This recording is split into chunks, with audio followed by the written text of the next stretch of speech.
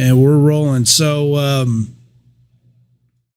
yeah, this is Cull and Good Bull, and unfortunately, I didn't get a chance today to finally explain. I was going to cut a video explaining what this process is for anybody that hasn't already figured it out. I'll do that at some point.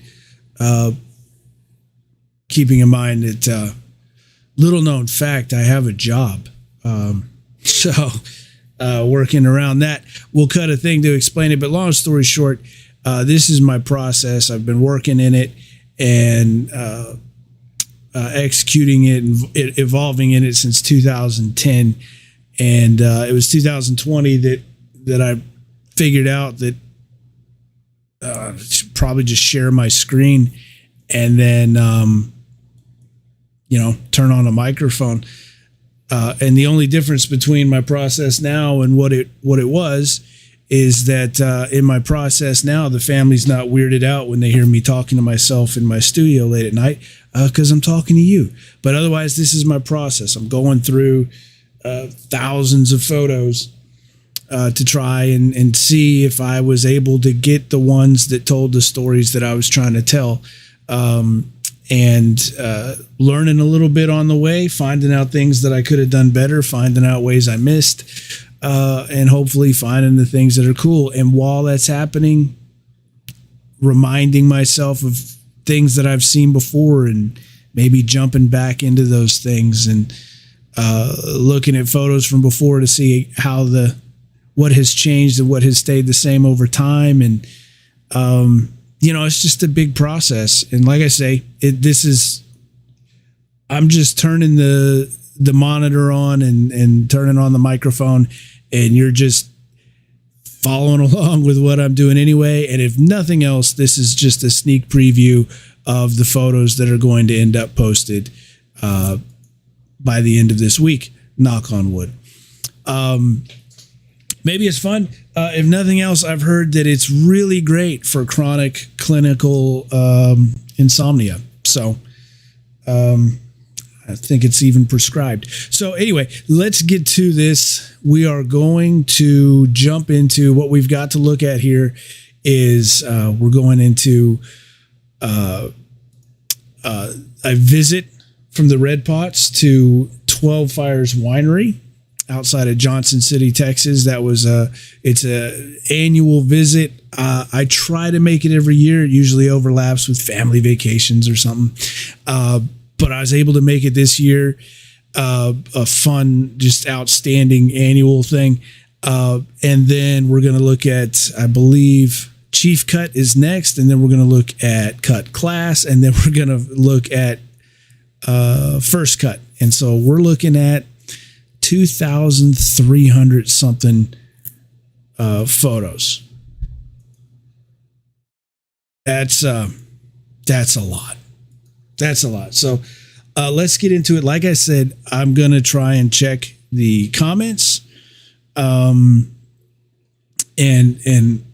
try and keep up with those, but keeping in mind that there's a lot to go through, and I'm probably just going to get in the groove. And if I don't get to the comment, I apologize in advance.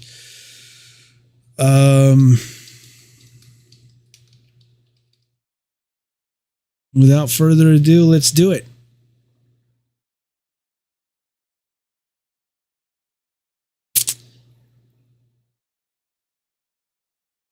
You're not missing anything. I'm just the software. Just pulling it up. Here we go. Lightroom.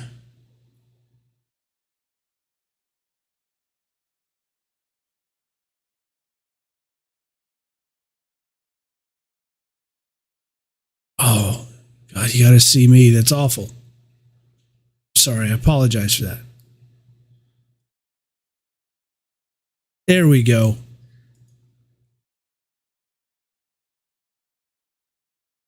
Turn that off. This is high tech. All right, we are at 12 Fires Winery here. This is that annual event that 12 Fires hosts. It's a great opportunity for the junior Red Pots to meet some outstanding Aggies, do a little warm-up work. And I mean, come on, they've been working since everybody's been working since November, so they've gotten a lot of work done. But this is just a nice day where that turns into sort of a reunion of sorts. And so through your support on Patreon, I was able to get some really amazing lenses. I found them on an auction. Really lucky to have found the lenses. And it turns out that they used to belong to one of my favorite professors at Texas A&M. And after I play with him a little bit more, I'm gonna share that story. But I'm just playing around with my new lenses because I'm gonna need a warm up going into this season with new equipment. And what these guys are doing is 12 Fires has some really cool stuff going on where they're carving out and they're doing, I guess it's called, this is not their word. Don't hold this against them. I think it's an industry word.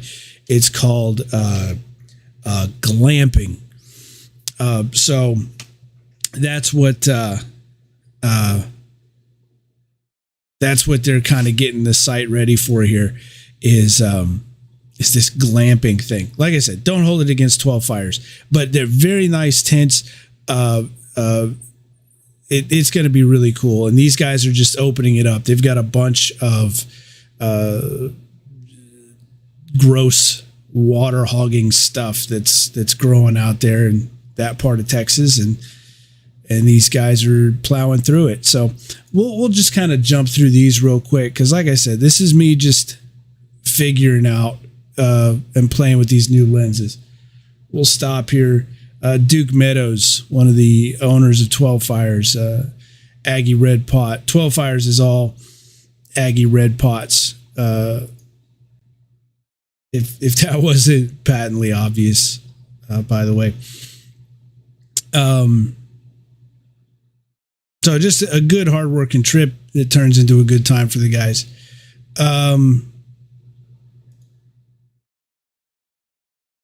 And like I say, nice warm-up, getting to play with the new lenses there. Now I'm going to add this again, a personal note, but the more red pots there are, the easier it is to do stuff like this. They've got 3 junior red pots this year, so it's a pretty tough haul, especially on stuff like this where it's just them. But they did pretty good. Playing with the macro lens here, one of the lenses that had belonged to Dr. Litz was a macro lens. So I'm looking forward to doing some stuff with that. So let's jump out of the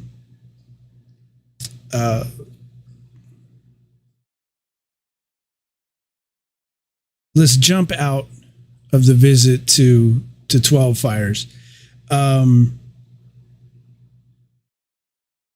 I just remembered there's somebody I gotta send a message to. Like I said, this is imperfect. The production is imperfect. But that's the point. We're just looking through some photos here. Hope you weren't expecting Spielberg. All right. Chief Cut.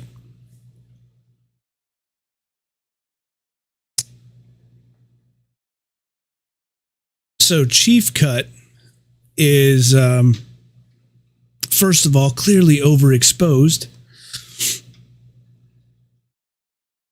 That's right. I think this is for sure the 200 millimeter that I got. And I'm not really a gear guy. I'm not crazy. I'm not a total gearhead like some folks are.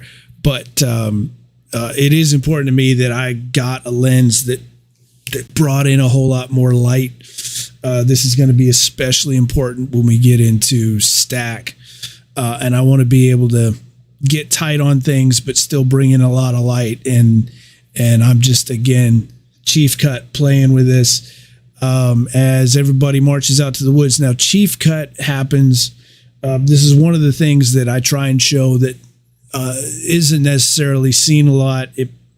It's cut, but it's cut for the leadership in advance of cut. for the official season. So we're still in preseason here, but this is where the Chiefs are going out together and kind of learning what the protocols and standards and expectations are going to be for the year. A very directed approach, a methodical approach to cut as they, just get warmed up. And I'm super happy with this one. Super happy with this one. This is, I've talked about it before that, sometimes it's cool when you see the axe going into the tree and the chips coming out there, but sometimes it's cool when there's still chips in the air and then from the previous swing or from the recoil of the current swing and it just sort of it makes you wonder what's going on. Where are these chips coming from? And it doesn't look like he's even hit the tree yet. So I really like, and again, I'm so happy with this lens. This is so cool. Being totally not a gear guy. I'm not that dude. It's cool what happens when you have the right tools.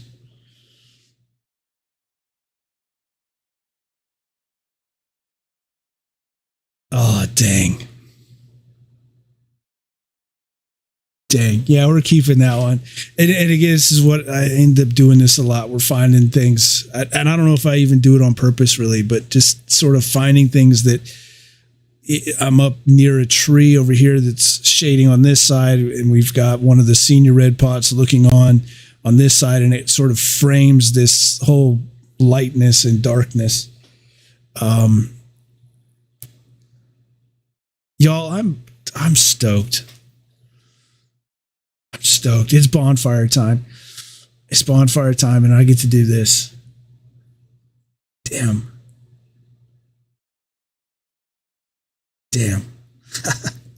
I was talking to somebody. Oh goodness. Somebody at my work. I work for a company now remotely. I used to work for the university for like 5 years, and now I'm working for a company out of LA remotely. And just talking about and explaining this thing that they saw in the background. My office studio thing on a Zoom call, and I was just explaining this thing that we Aggies do and that I get to watch every year, and they just they had their minds blown about it, and I like I told them, so one of the weirdest things for me every year is realizing that this isn't weird to me. And that it totally should be. But this is just normal. It's just like sunrise, sunset. It's a natural thing that happens. And how crazy is that? And that's for all of us Aggies, right? Like we have this really extraordinary thing that is normal to us. And it becomes so normal that we sort of have to ask ourselves, double check with ourselves, and like this is not normal in the best way. So this is one of the things that happens at Chief Cut. In level setting, what the standards are going to be. The Jerps just went through a quick rundown of reminding everybody of cutting down a tree, which seems crazy that we're going to be talking. We're talking with our leaders and we're going to go over how to cut a tree, but we're not really just going over how to cut a tree. We're going over how to direct other people in cutting a tree. And it makes sense when you realize that just the last time that these chiefs, these crew chiefs and some of the piss pots and leaders in the Corps, the last time they were in the woods, they were fish. So it's really, they're about to go through a trial by fire and, it's sort of a crash course. And then after the quick, reminder primer, got out and sort of laid some groundwork, and here he is explaining wedge heights. And you've heard me talk about this in some of the prior streams, and I mean, hell, I talk about it everywhere all the time. But wedge heights, over time, you can look back at old photos and see them down at people's ankles at one point, and then climbing back up again and going back down. And this is one of the seniors explaining that the standard will be to drop those wedge heights this year. And we'll talk about why that's important when we look at them coming in to first cut. Now, here's sort of a rarity. This is the senior head stack. You don't see them swinging on trees very often because by first cut, second cut for sure, they're at stack site waiting for logs. They're not out in the woods cutting trees. And not only that, but this year's head stack was a crew chief in Walton Hall. So rare indeed. And that's part of, why I would take a picture of something like this rather than any of the many other things that would be going on elsewhere.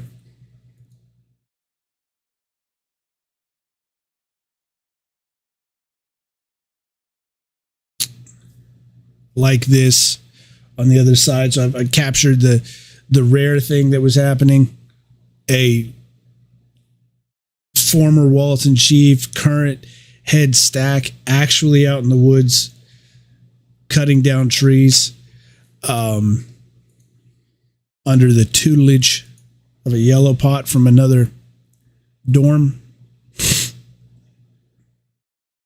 So turn our attention to this other tree, and this is a Leggett chair finishing the tree off.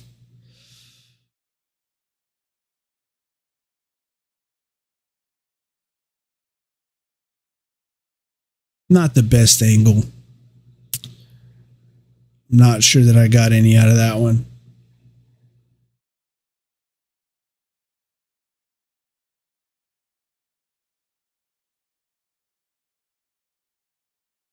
Pretty close. Maybe. We'll see. I like these where the tree is falling and you see people kind of taking that in. Over in the core woods,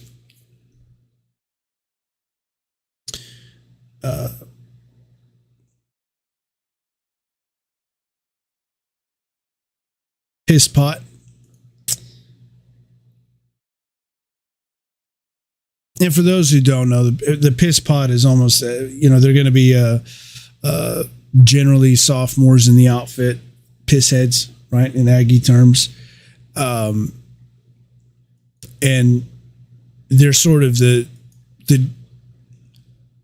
first level leadership within the core outfits out there in the woods. And then, you see behind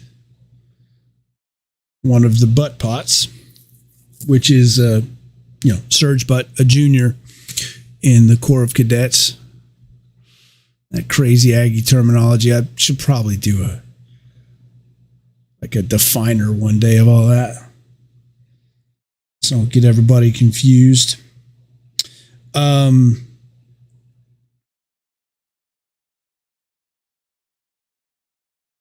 So again, not something you're going to see all the time, but here's a Walton swinging on a tree. Clearly, no offense to anyone. In fact, they're going to be very proud of this fact that they are not good at cutting down trees. No offense intended. That's just the way it is.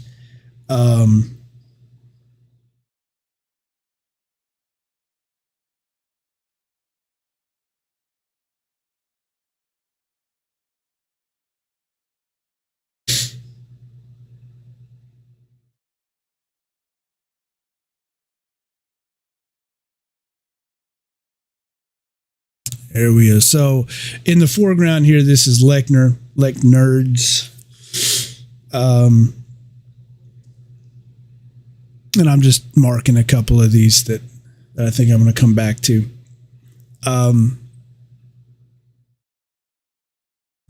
in the meantime, again, just playing with my toy. It feels like it should be in focus. I don't know. It doesn't feel like it is. This is fine. Anyway, like I said, just playing with my toy.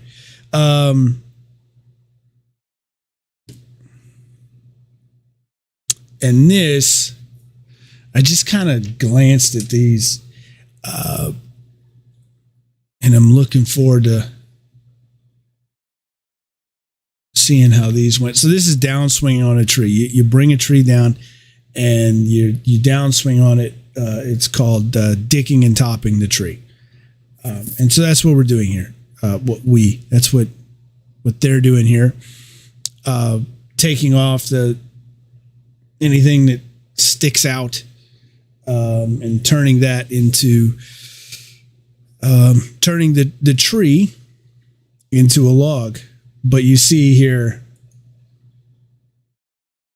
the light was just nice. So nice. Fun to play with. And let's see if I can get tight on it. It's all right. Not perfect. There's a few that I got in here. And I'm just curious to see just how crisp I was able to. Oh, dang. Look at that.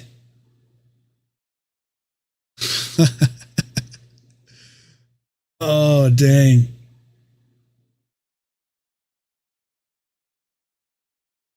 Y'all.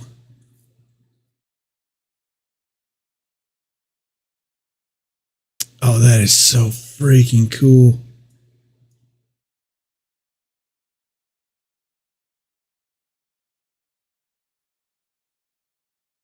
I mean, I'm not exactly near this thing. And oh, man. All right, I'm sorry. I'm geeking out. This is cool, man. This is cool. This is one of those new to me lenses. It's tough. I don't want to go out and buy like a brand new lens, because bring it into this environment, and how long is it gonna, survive or whatever. But you don't find really great lenses, floating around. But I got so lucky, and this is, oh man. Thank you to everybody that supports the gallery on Patreon. By the way, I should say that. Thank you to everybody that supports the gallery on Patreon, because it's your support that allows me to go out and get stuff that does this. Where you can see the stripes on the metal. Dang. Y'all, thank you so much. Hey, I want to also say thank you to Nathan at Rio Brazos Distillery. As I pour another little sippy sip here, I was told, I think it was last year before, somebody told me that these little photo sessions that we do here. It was one of the Reds at the time said that they were listening to it while they were working, and they said that, Dion, it's like ASMR. And if you are like me at the time and you don't know what ASMR is, then don't do what I did and Google it. But apparently it's got something to do with sound or whatever. And specifically, it was the sound of my glass and pouring a sip and taking a sip or what have you. And it got to where people would ask me what it was that I was drinking. And I would always be happy to tell people what it was that I was drinking if they asked me offline. But now that Rio Brazos Distillery has given me a bottle, I'm going to tell you online. not just because it's delicious, but they gave me a bottle. So it is now. I'll tell you online. Rio Brazos Distillery, Chimney Hill, pure Texas, everything all made in Texas, 100% pure and local and delicious. So thank you to the Patreon supporters for all the cool tools that I get to apply to this bonfire photography. And thank you to Rio Brazos Distillery and your delicious Chimney Hill, which is going to help me get through another 2,000 photos. We're about 300 in.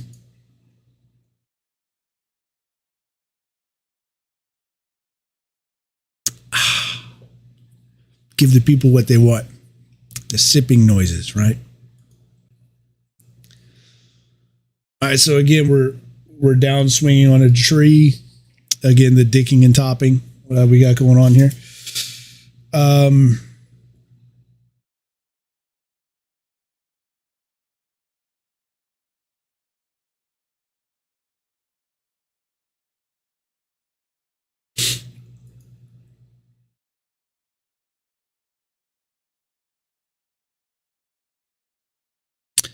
I like these. I like finding the tools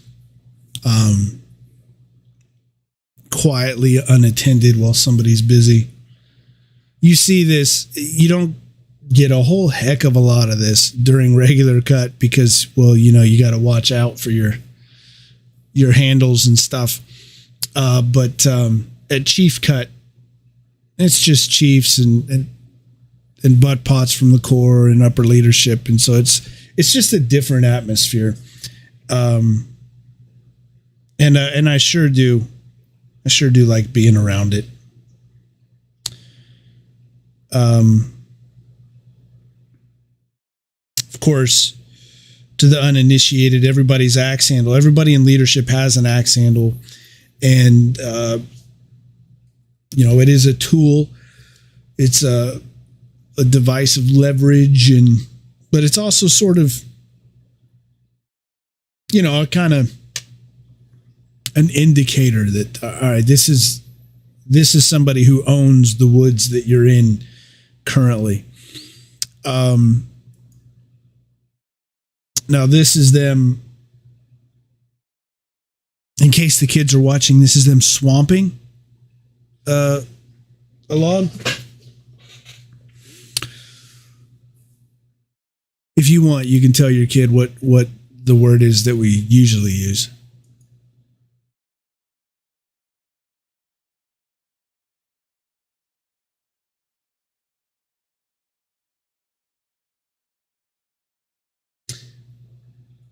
Now, obviously, I mean, I've got to get warmed up the same way that everybody who's out there doing this work has to get warmed up here. I'm a little bit overexposed, but that's, you know, that's okay. It implies a certain intensity in having the light like that, and hopefully communicates that it's hot and not good feeling.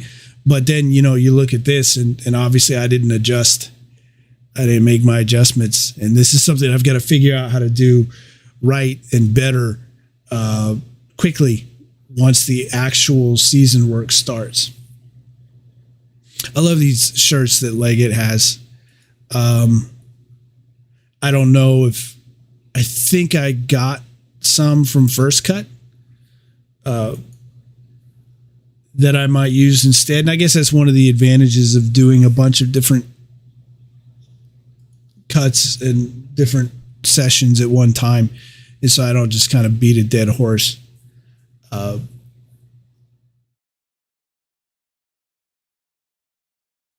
Something like that would be something I would keep if I don't have a better version of it from First Cut. Now at this point, some dead greens and a dead red pot showed up. Again, it's just, Chief Cut is a cool scene to be around. It's just everybody getting themselves ready for what it is that they're going to have to execute. And so, you know, you'll have deads that come back and just kind of in that environment where they can do the thing and they can have fun. And there's a certain, there's a certain gravity that comes with being in leadership, and even a former leader. Once everybody else is on the scene and you've got real cut going, there's certain expectations, and coming out at chief cut can be a nice way to just enjoy it, take a deep breath, take it all in, before people start asking you questions. And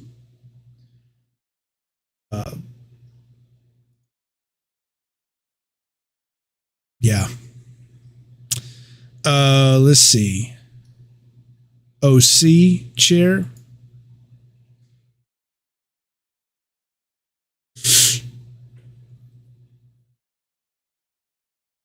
Now, at this point, the light started. I remember at this moment going, fart.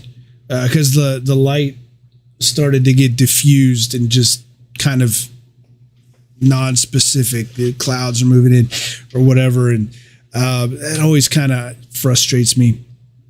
But,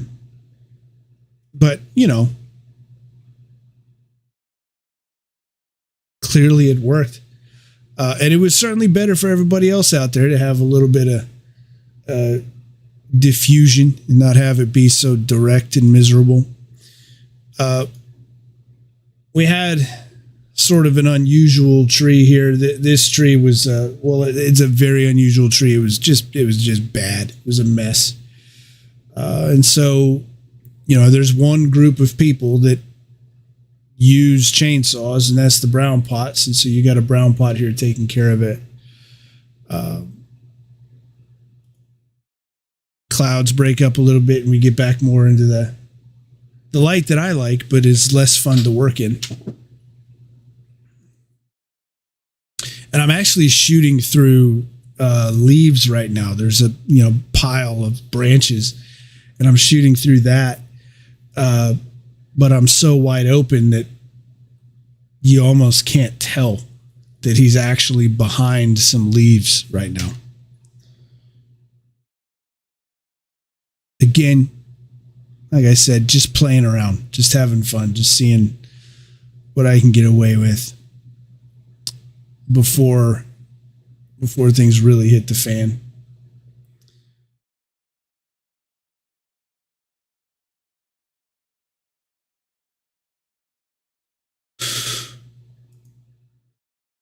I like the mad dog faces. I like to see what people's game face is. There's so many different ones. I think finally, after enough decades of doing this, I'm just going to come up with like a coffee table book of game faces. And these sorts of things take practice. This sort of angle here takes practice too, because I got to get close, but stay out of the way. And I'm close enough that any little moving around is bringing things in and out of focus. And, there's not a lot of practice that you can do for this exact situation except for at Bonfire. And I'm trying to do this one thing here where I'm trying to catch the axe from this sort of above angle. And this is something that I know that I'm going to want to do during the season at some point, but I'm going to see if I've still got the goods to begin the season. And I don't. I almost do, but I don't. But it's definitely a shot I'm going to come back to at some point during the season. Other than that, I mean, look at how badly I'm missing on all these.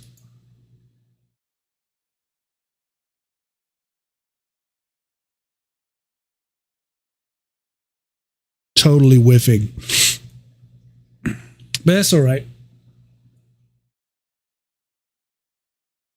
Just get good when it counts. And so here's another one. You're going to see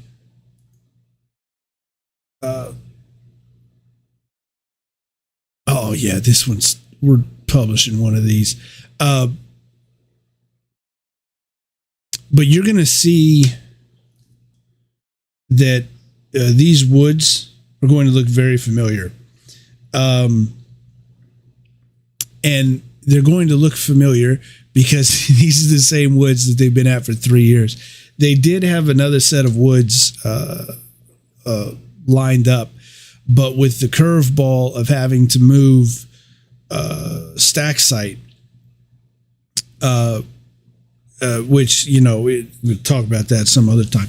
But, the host of stack site for the last 10 years, 12, 13, good grief, 13 years, they had some cool opportunities, and we're happy for them, but, so we had to move.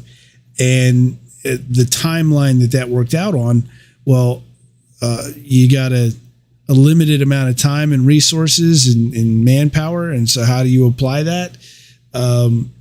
There's great cut sites for in the future. But what was best for this season was to go with one that they already had that still had a lot of trees left. But you're going to see there's been a lot that's already cleared. It's wide open now. And you end up with a higher percentage of trees being like what he just had to take care of there, which is, not a great tree. There's a reason why some of these trees are left. It's because they weren't fit to use in the past 2 years. But there's still a lot of great acreage.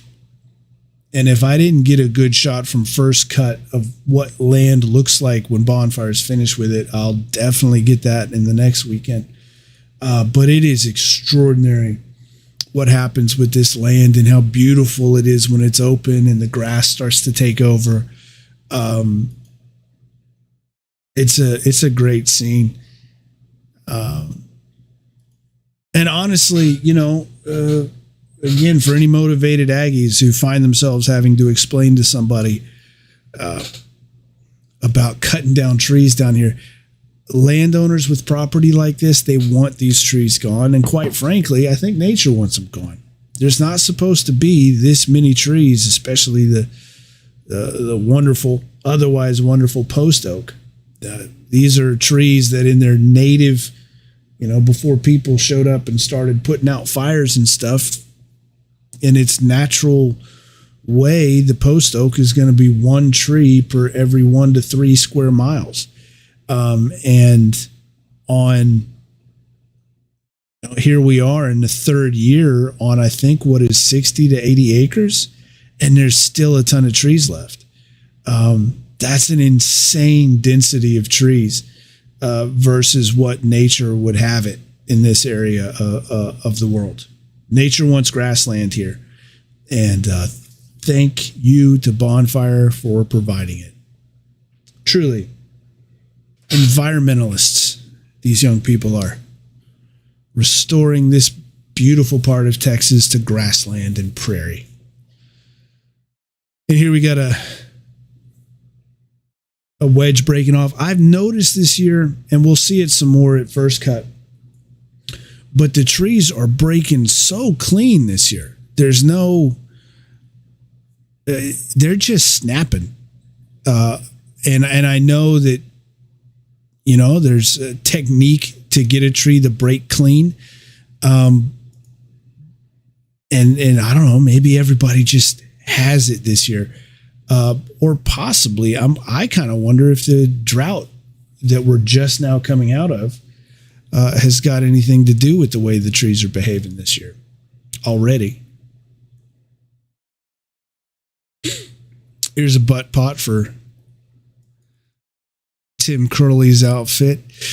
I know I've told this story before, so I won't belabor it here. I think it's in my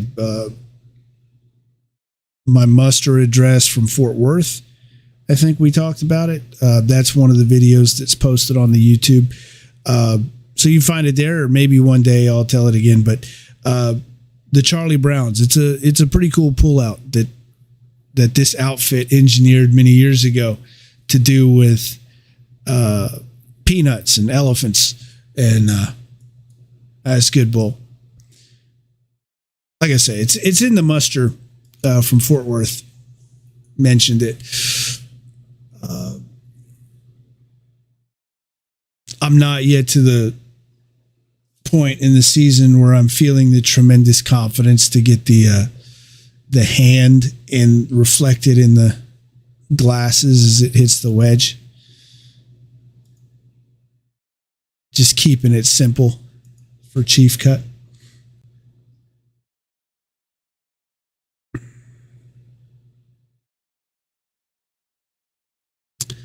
It's not always it's not always glamorous swinging axes on trees and carrying logs. Like sometimes it's just tugging on brush or dragging things.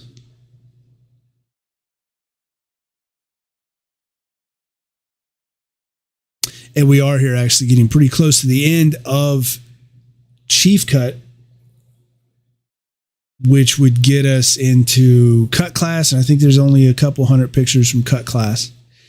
And then we're going to be into first cut. So,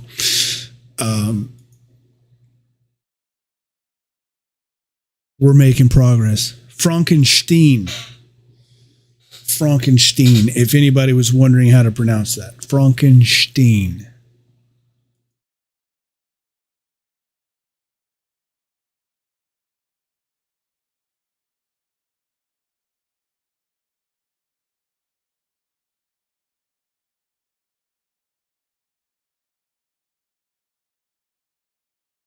Another of the cool things that happens at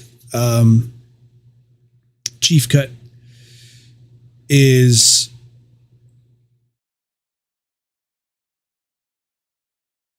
the different core and non-reg working together.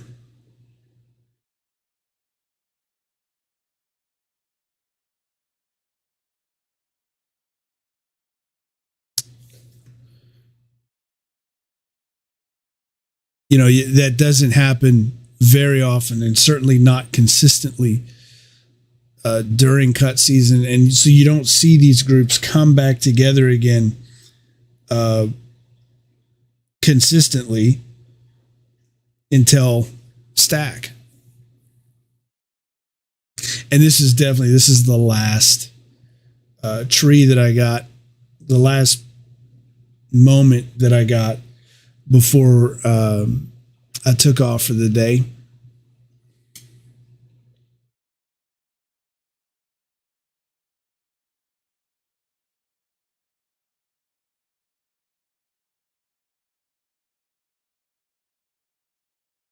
This year is something that I feel like we're not going to see a lot of this year, but we saw a lot of last year. This dust. I thought, up to 2 weeks ago, I thought that we would be seeing a ton of dust this year. And turns out we haven't seen much after Chief Cut because, we're finally out of this dang drought. And so it's just consistently wet out there. Like this, I'm going to go back to last year.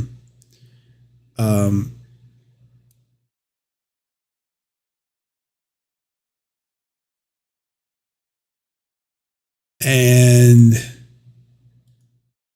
just sort of something that encapsulated the season. The whole season felt like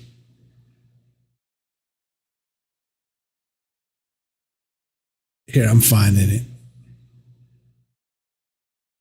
This is what the whole season felt like. This or this last year just sucked. Constant haze of dust and dirt in the woods, at load site, everywhere.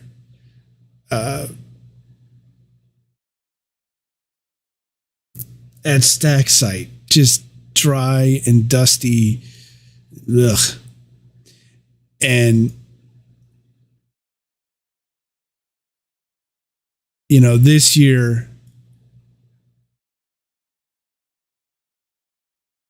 Where were we? This year, this might be the last of the dust that we see, because everything's nice and just slightly damp out there now. It's a different scene. Same woods, just different.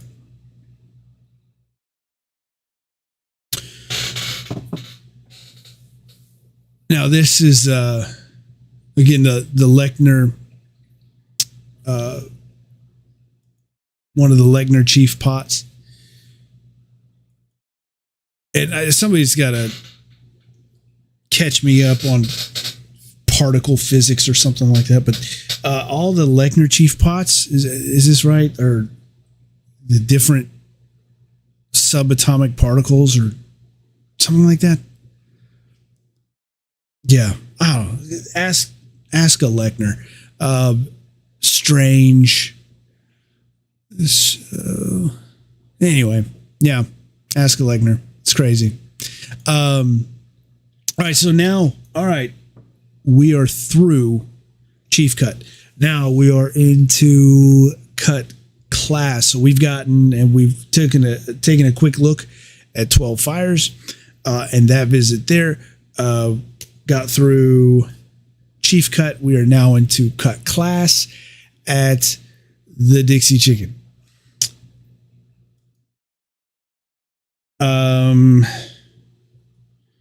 And let me shamelessly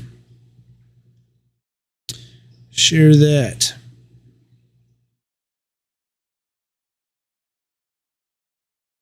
The Dixie Chicken, I guess for some years now, gosh, how many years has it been? I know I could go back to the record.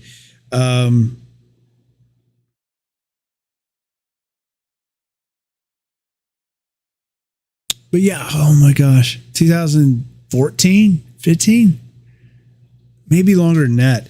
But the chicken has hosted Cut Class. And so cut classes are split out over 3 days, 3 different cut classes. And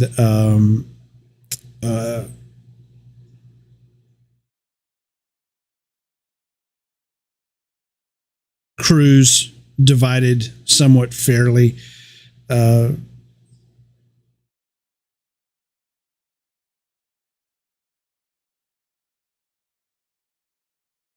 Sorry, like I said, I've got other messaging and whatnot. Let me get this out and then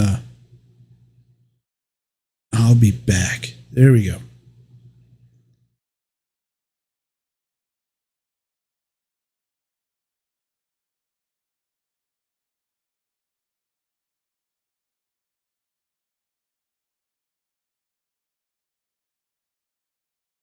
I need a producer. Does anybody want to work for free? Be a producer?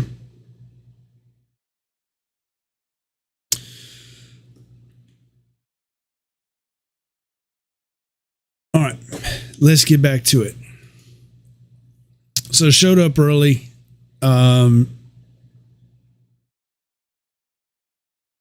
See, even in their natural habitat, juniors just, you're not going to catch them smiling.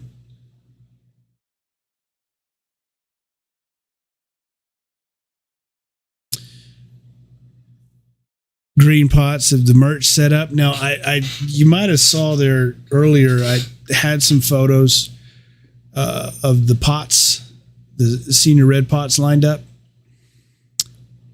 And if you'll recall, there were only 3. And one of the seniors showed up and saw the 3, and somebody mentioned the photos being taken. And so, of course, he had to put his up too, so that we could get a picture with all 4 present. Green pots.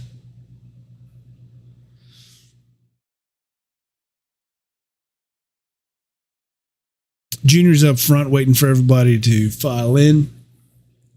This is going to be the first time that they're going to give the cut class spiel.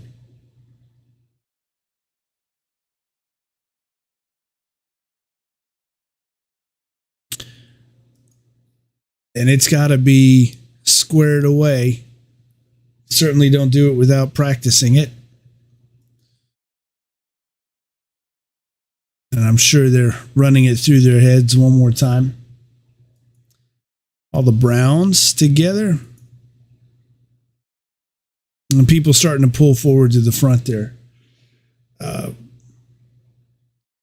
One of our seniors. Also Squadron 17.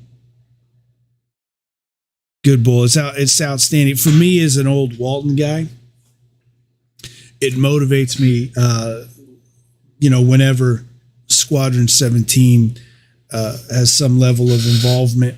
Outfits, they come in and out.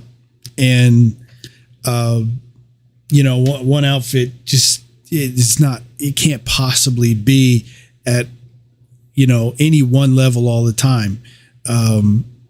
Involved and highly involved and executing well or not highly involved. It's going to come and go. And so it's really cool when 17 is involved again. Just again, as an old Walton guy, that was fold the campus map in half, north side, south side, and Walton and 17. We had the whole rest of campus in a red ass sandwich. So it's great to see somebody from 17 executing, leading. Good stuff. Again,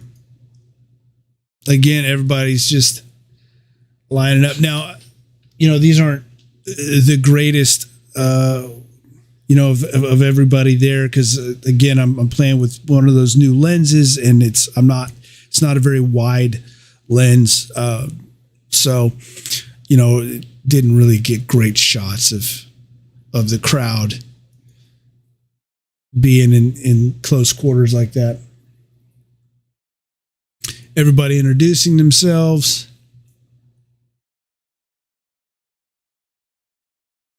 I think it's about time that I sent the camera off for a once over. See, look, before it disappears. Look at that. I got some issues with the sensor there. Real quick. There it is again before it disappears. See, those spots all in the same place. So the sensor's got to get looked at some point. But that only happens when I'm at a really high ISO and what have you. Anyway, note to self. I think I missed the screaming on the first cut class. There was certainly screaming involved from the junior red pots, never from the browns. They're good-natured, make everybody smile.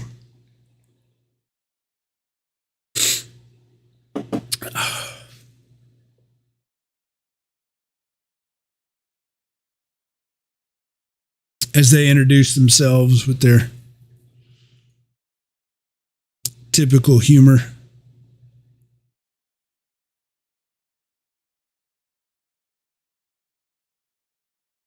It's fun to hear their introductions, see which ones kind of stick with the same introductions and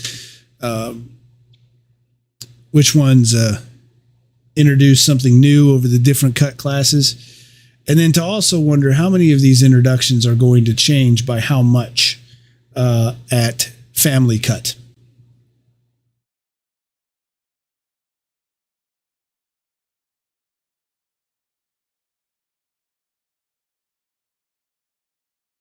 So this is the admonition. I think this is the first time that I remember hearing somebody say this. I want to say it was Duke Sawyer in 2014. I think he was the first one that I heard say, "This is a seesaw." you see saw, you do not touch saw.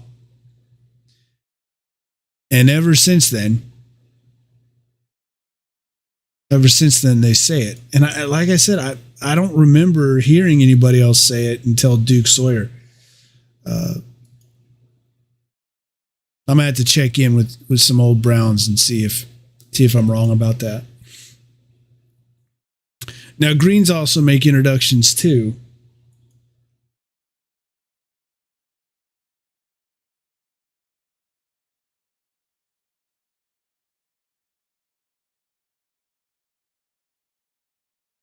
And now we're back into hollering. The next cut class, I think I did a little bit better positioning and got a little bit more, a little bit more quality, a little better framing.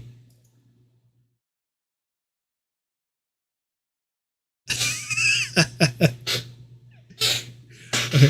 What's the difference between Browns and Junior Red Pots? So here it is. This is the difference between Browns and Junior Red Pots right here.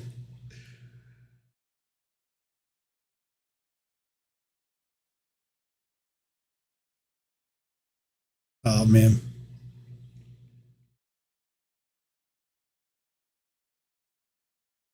Now they're getting into what we saw at Chief Cut, right? Now doing it for everybody.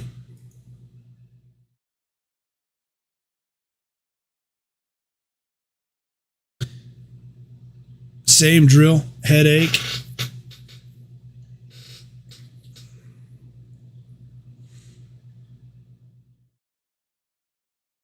Then they go play through calling a log, illustrating the right and wrong ways to do it for everybody.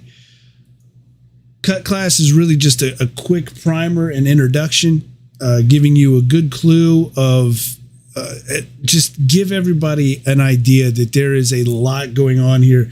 This is not just running out and doing crazy bonfire stuff. There's a lot going on, and there's methodology and expectations of behavior and conduct. And really, that's what you need people to know. Yeah, there's no way they're possibly going to know every way to do everything. So you have cut class to just let the fish know what they don't know, which is a lot. And then you teach them those things, by executing those things live at bonfire. Now we're into the story. Every cut class ends with this story.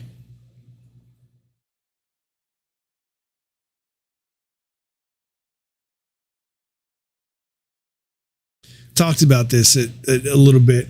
Just this sort of thing at the. I was at the Smith County muster, speaking at this last one in 22, and we were just. Part of what we talked about at that muster was that Aggies just cannot get together without telling stories. It's just such an integral part of what we do. And that's what I hope these photos are. That's what I'm aiming for. Is these are stories.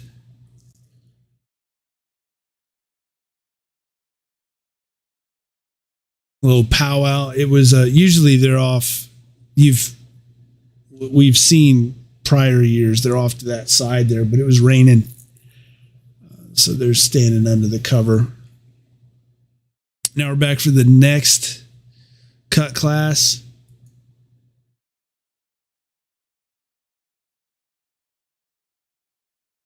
I came for 2 days, the first and the last cut class.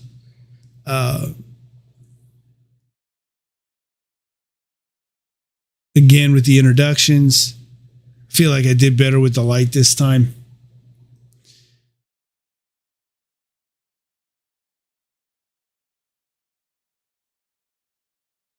And y'all, we are like, I like 50 photos away from first cut.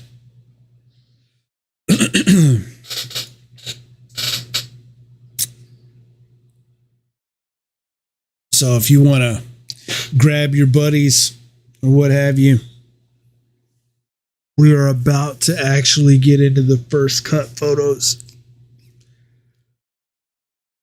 And I'm not tired at all.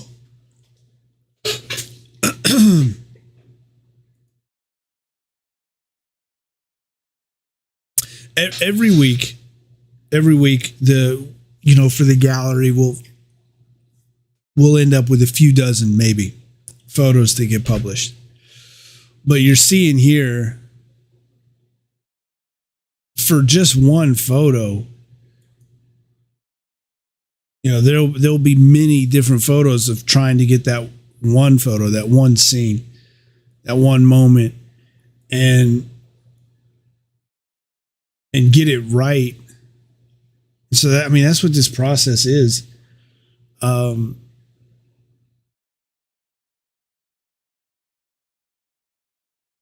for 2,334 photos, the bulk of the time, honestly, it feels like, at least, is doing this, is reviewing the photos. Of course, I spent 6 hours in the woods for first cut. I might review all these photos in 2 hours, maybe. But then after we're done here, I'm going to go back through the ones that I'm flagging and picking out and making sure that I pick the right ones. Man, it is so much easier to be out in the blazing hot sun or in a humid, hot back of the Dixie Chicken. So much easier to be doing that than reviewing all these photos. But it's part of the deal, right?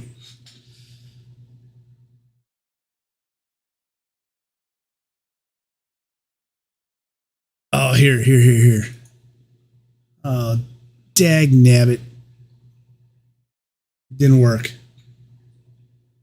Unless we want to call it artistic or something.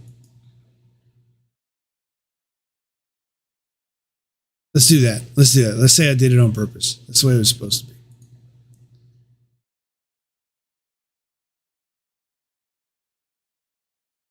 All right. The next photo will be first cut.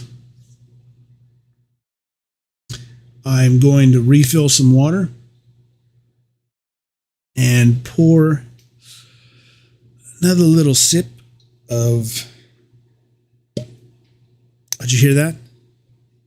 Did you hear that? Again, I cannot stress it enough. Do not Google ASMR. But I was told some of these sounds are like that. I think maybe this is one of those. Did you hear that? Delicious. Rio Brazos Chimney Hill. Thank you again so much to Rio Brazos for this delicious bourbon. I had a bottle this winter, and it was gone in a hurry because it's just so delicious.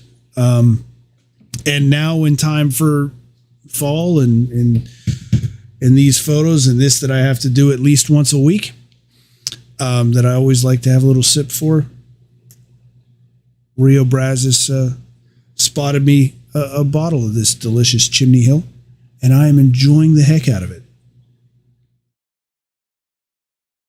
Thank you, Nathan. Thank you, Rio Brazos.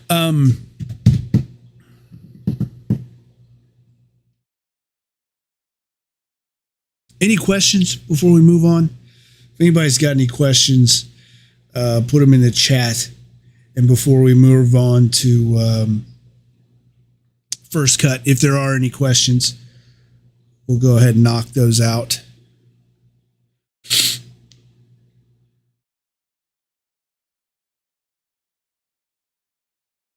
I'm going to switch off the photos here real quick while I get some of those moved around a little bit.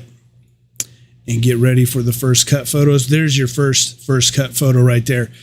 While I'm getting some of these photos moved around, the things that I flagged, so I can go back and look those over one more time. What you're looking at right now before we get started again is this is the first call for yellow pots and butt pots, where the juniors will stand in the path there and yell for yellow pots and butt pots, and then the yellow pots and butt pots will come running. Sort of a, it's almost sort of as if that's when the season officially begins.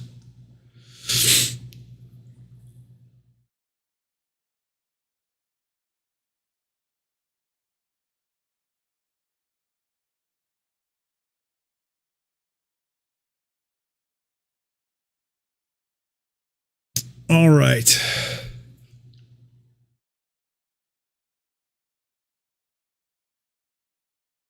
Oh, you know what I forgot to do?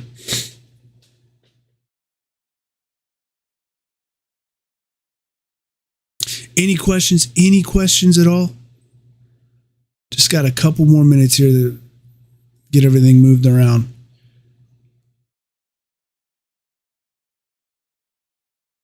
And then we'll get into the chief cut. Or not chief cut, first cut. We already looked at chief cut. Don't worry.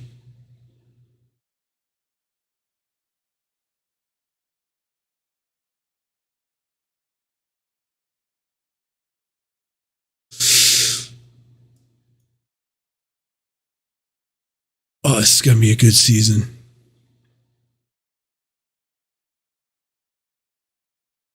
Great participation, great recruiting. Very impressed with the recruiting.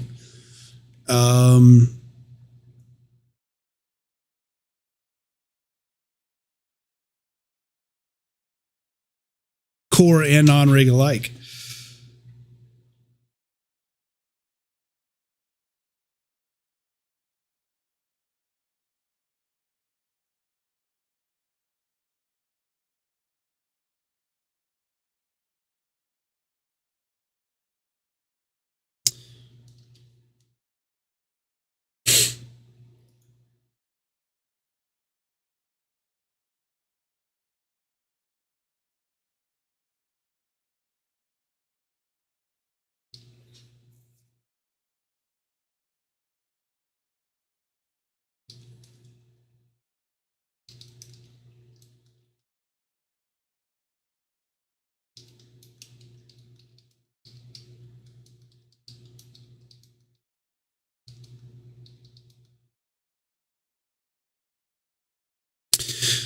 All right, 2 more seconds, and we're going to jump into, we got everything laid out, sorted out, and we're going to jump into first cut here. I'll finish my thought on this thing. Again, for anybody who hasn't been on one of these before, I'm just going through the process that I always go through. Tangential as it sometimes gets, and just figured, share my screen and turn on the mic while we're at it. And I try not to deviate from that process too much. I don't want to turn this into a performance art piece or whatever. Just doing what we got to do. And so that includes this here. All right.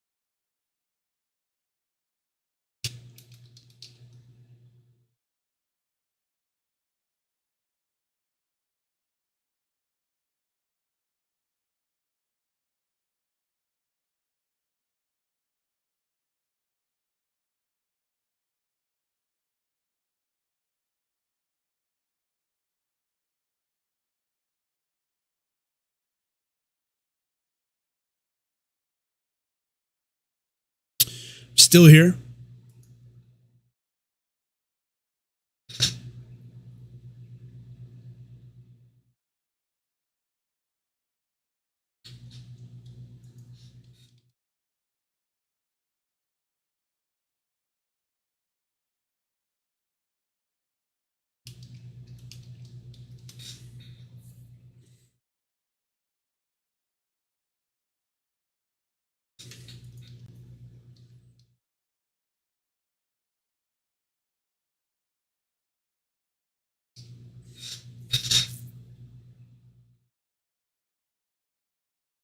All right, let's do it. Without further ado, first cut. Sorry for the wait there. Let's get into it.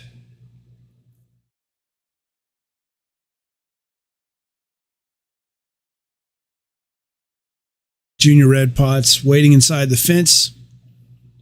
You can see, your first indicator that we are on the same land as before in this pile right here.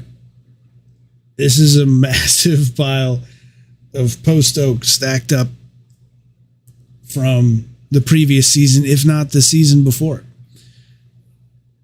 But again, as we talked about with stack site relocating, and again, I think I said it in an interview at one point, and I've said it many times, where everybody's very happy for the landowners at stack site, for them to have the opportunities that unfortunately make it so that Bonfire has to move. And unfortunately, it's these students that have to execute that move. And they're doing a great job at it. But in the balance of, what do we have time to do, finding another or squaring away the stack site that they had found. And I think there were two cut sites, that they had found. I think there were two different cut sites that they had found for this year. But, you've got to cut tractor paths and you got to do everything to get those things ready.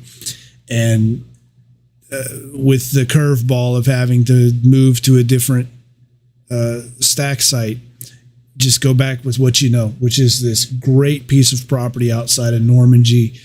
I think at the end of this year, I'm going to want to go through these photos and sort of like a retrospective of what Bonfire does with a piece of land. And already having seen what this land was like, just this very spot, this very area here, having seen what it was like at the very beginning 2 years ago, it's just beautiful as it opens up. It's really beautiful. Now here the juniors going to where they're going to have to go. This is the moments before this photo that we, opened the preview with.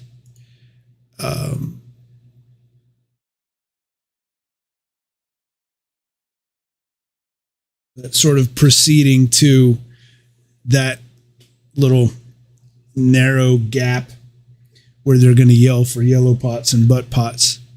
But you see ahead the seniors that had been walking in front of them earlier, going out to just go hang out with the crews. And we're going to see that, there's a different dynamic that seniors get to participate in that they didn't participate in as juniors, where they can say, go to the parking lot and hang out with people and laugh and have fun. Whereas when you're juniors, you're all business. But I was hoping that I sort of did. It's not the best though. It's not great. I was trying to get that. I think this one might, if you're paying very close attention, if you're looking really, really close, you'll notice it. The seniors heading out to the parking lot to be seniors with the participants, and the juniors getting ready to do their first steps of a day's worth of walking. Well, I botched that. That's completely out of focus. Idiot. I'm going to have to come back to this one.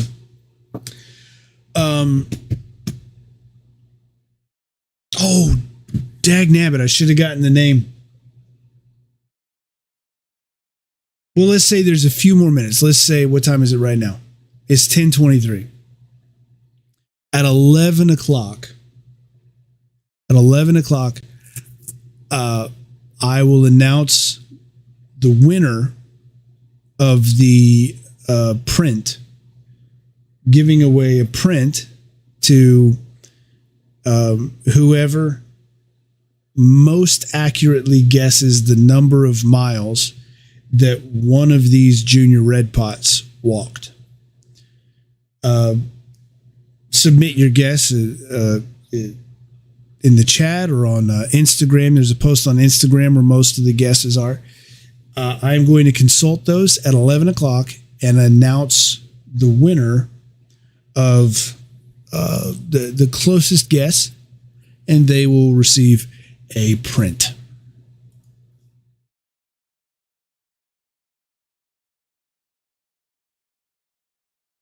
Now here, this is, if not the one, this is the one that we were seeing. There's the junior red pots, and there's everybody running towards them, the yellow pots and the butt pots.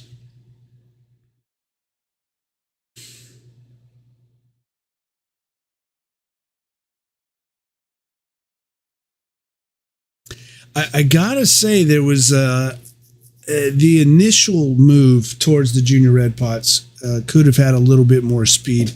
The juniors certainly put the spurs to him pretty quickly.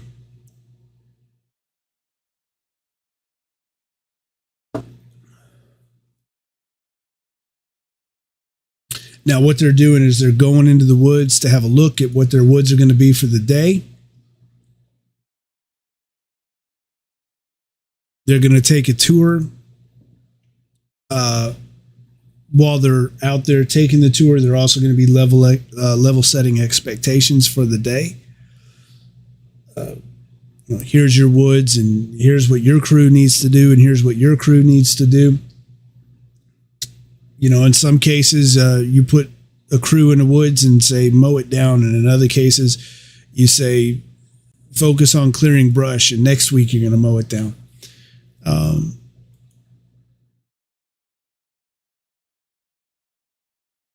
There's Ace.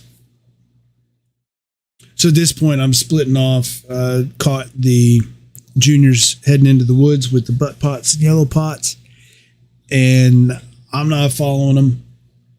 I'm going to go out to the parking lot, especially on first cut. That's the place to be. Everybody getting ready to go out and do bonfire things. That morning motivation, especially at the beginning of the season. But Ace is far ahead of me. The hell with you, old man, is the attitude there. And leaving me behind to go out there. But, talking about an old man. Ace is 14 years old now. And Ace's first season was 2008, 2 years before I started taking photos. Ace was dumped on Northgate, and came home and was one of the best dog I've ever been around. And when I brought him out to Bonfire first in 2008, instantly, just it was like he was at home there. He knew where to be, knew where to go, and just such an awesome dog to have out there. And over the years, a lot of people have said, like, Ace is part of their experience, all of which to build up to saying that this, he's 14. I don't know how many more first cuts Ace has got in him. Quite frankly, I didn't know if he was going to have it in him to get through this first cut. So, when I saw him leaving me behind to go out to his Aggies, I definitely had to get that. Yes. God, he's cool. I love that dog. Anyway, one of the Reds knows how to use a whip. And one of the Reds is learning. But here's the one that knows how to use the whip. Just playing around.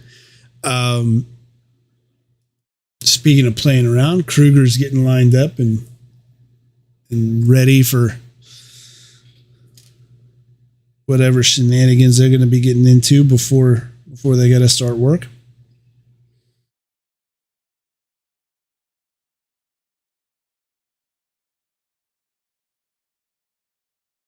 I had to get this.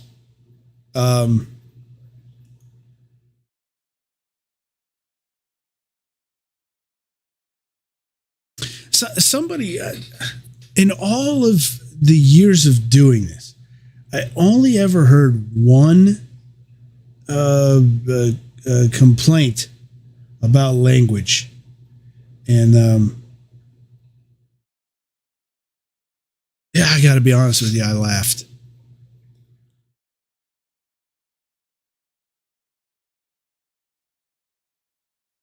I find that it serves a purpose. And I've always felt that way. I had a high school teacher who put it really well. You know all the fancy words in the world, but if you don't know how to use the simple ones, then how much do you really know? And in some environments, it's the simple ones that make the point as crystal clear as it has to be. What you're seeing here is a yellow pot who is clearly very late. It was a good while ago that I started walking all the way out here to the parking lot while the yellows were walking in with the juniors. And here we have a yellow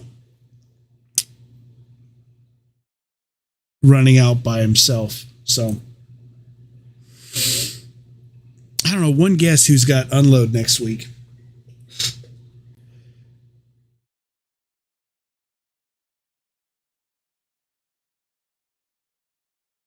This is the sort of thing I was talking about that's fun, that you don't, the dynamic that seniors have that they didn't have the year before.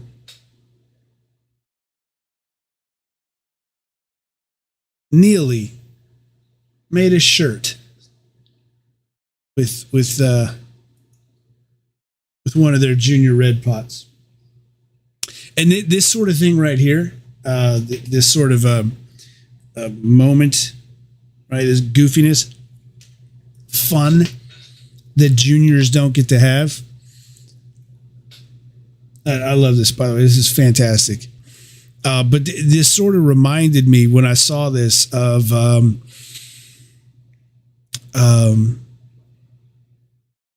let's find this. A similar vein from Stack last year, and it was the last night of Stack. We were into Turbo Stack, and Turbo Stack. That's where you're filling in these very small logs in between the dress logs. When you're done with that process, Stack is finished. And when Stack is finished, Bonfire is finished. And the next step, the first step of Bonfire of the next one is burning down the one that you just built. So Bonfire is truly finished on the night of last shift in Turbo Stack. And Turbo Stack gets to be pretty fun. So we got, there he is. There he is. So, these are fish and meat and underclassmen and just, Bonfire folks who've been chewed out, Lord knows how many times, by Brian Peters here, him as a junior that year, right? But on last shift, that can be a moment where people realize that, this entire time you've been fun and you've been capable of fun, and people get to interact with the juniors in ways they haven't interacted with the juniors that entire year. And so, you know, that's seeing that carry over is pretty cool to, you know, now it's, of course, the seniors still have a job. They're still executing against the plan, but there's just that different dynamic that they get to enjoy. And that's cool. You can kind of forget, no matter how well you know them as juniors, you can kind of forget that they have that, you know, still in them. So these are the stripes, the virgin stripes. Anybody who this is their first experience building bonfire, they're going to have a stripe on their leg. You know, we've talked about it before, familiar to most, that, you know, if you're ever in a situation where you need somebody to answer a question, or you need somebody who knows how to do something, just look down and look at their leg. And if they've got a virgin stripe, then keep looking. But it's also, again, an indicator to everybody that, all right, somebody with a virgin stripe, this is somebody who, this bonfire that you're building right now is for them. You know, your fish bonfire is your bonfire. Every bonfire belongs to the fish class. And so not only does the virgin stripe serve a practical purpose of making sure that if you need help, you're talking to somebody who can actually help you, but it also is a reminder to everybody who sees the virgin stripe that, you know, pay attention to this individual. Check on them, see how they're doing, and remember that individuals wearing these stripes are who you are here for that year.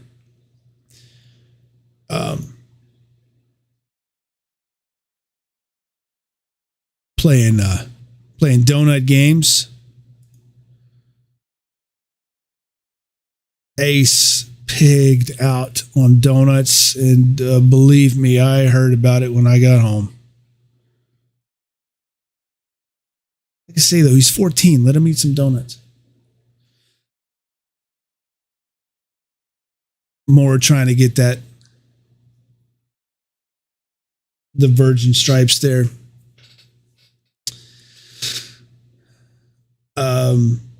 Again, this is me playing more with those lenses. And again, thank you so much to all of the sponsors and supporters and donors on Patreon who allow me to do stuff like go out and get better and newer and different lenses to explore different ways of taking these photos and doing better at it. Patreon.com/DeonC Gallery.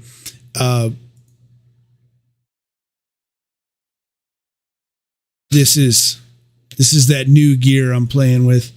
It's not very bright outside. You know, it's still early morning yet. And yet I'm able to get clarity and good light through this equipment that you made possible. So thank you so much for that.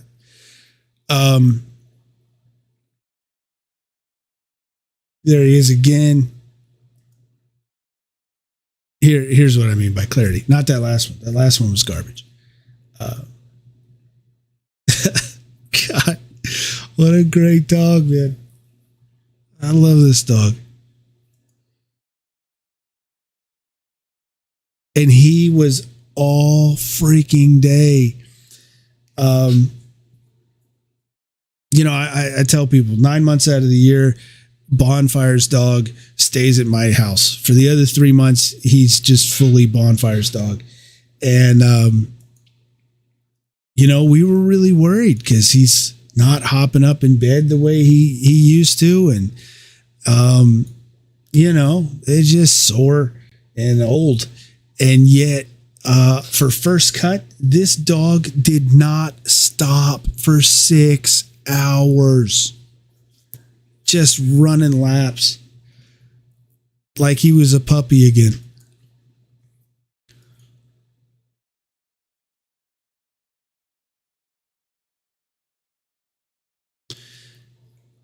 Now everybody's got their rituals in the morning for fun. FHK was doing stretches. A lot of dorms do that.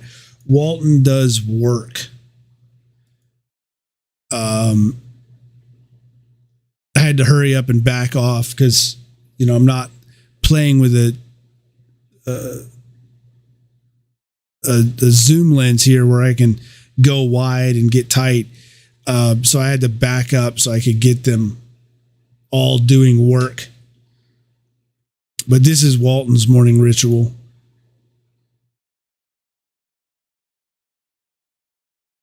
You got to be there. You got to be there to see exactly what's going on. But these two senior Reds in there, Nick is a former Walton chief. Brian Peters, Squadron 17. He was Squadron 17's butt pot. And of course, Squadron 17 loads. That's their bag. So they're back in familiar company as seniors doing work with Walton. Now, everybody at this point has started to head towards the woods. The Yellow Pots have come running back from their tour of the woods with the juniors. And now everybody starts heading in. And so I'm trying to get to an angle where I can get just an impression of how many people there are. And I'm trying. I don't know if I got it.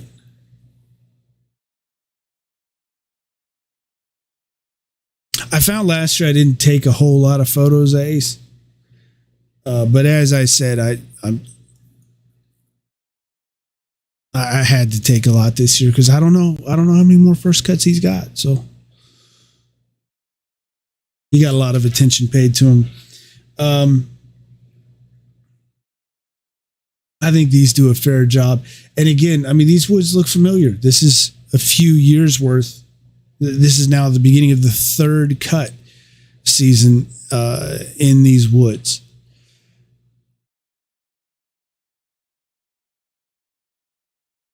There's the hogs bringing in their axe box.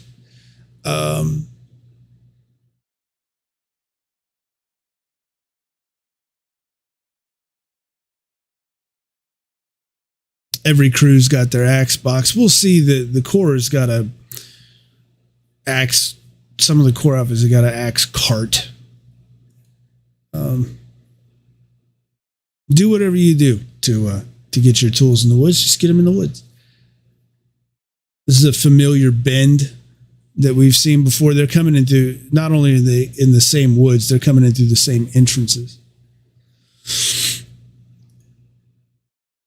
Here's Kruger bringing in their axe box. The Chiefs in Yellow Pot bringing this one in.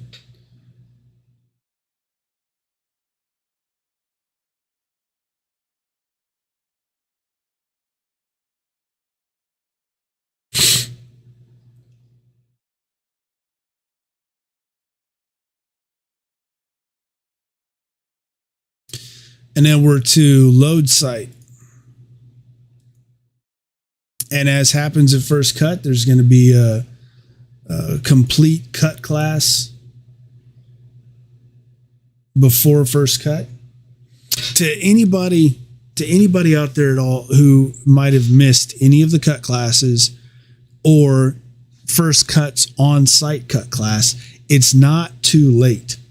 So if you're jumping in on this at some point and you wanted to and you missed cut classes, it's not too late. They'll run through all this for you when you show up. And if you're a member of I find that non-rigs know this pretty well, but in the Corps, bring your fish out still. It's okay that they missed cut class. It would have been nice to have them there, but they're going to get run through all this stuff, right? It's not too late. There are people who don't make cut until last cut or next to last cut. They'll get squared away. Never too late to show up. And here's all upper leadership and a new addition from 2 years ago, maybe 3 years ago, the mech pot. Responsible committed fully to the machines of Bonfire, and if not fixing them, at least accounting for what needs to be fixed. So I really like that addition and appreciate it. This is from behind everybody. There's the trailer there. All upper leadership up there.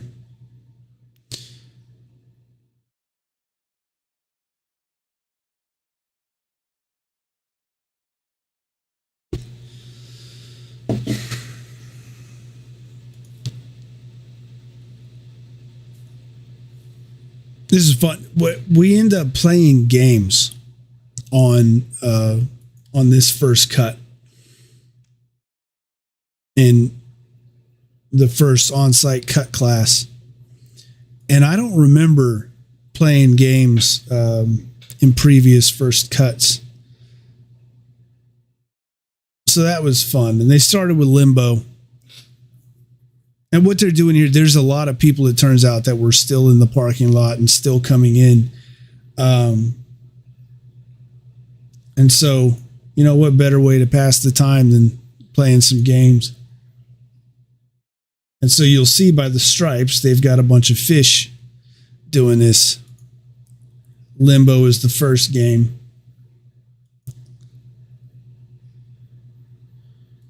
With representatives from every crew jumping in on the Limbo.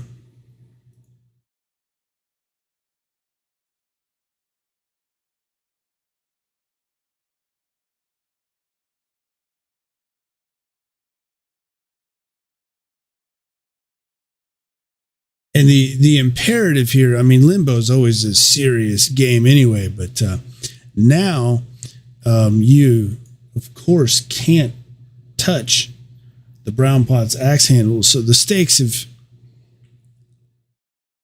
certainly been raised here a little bit.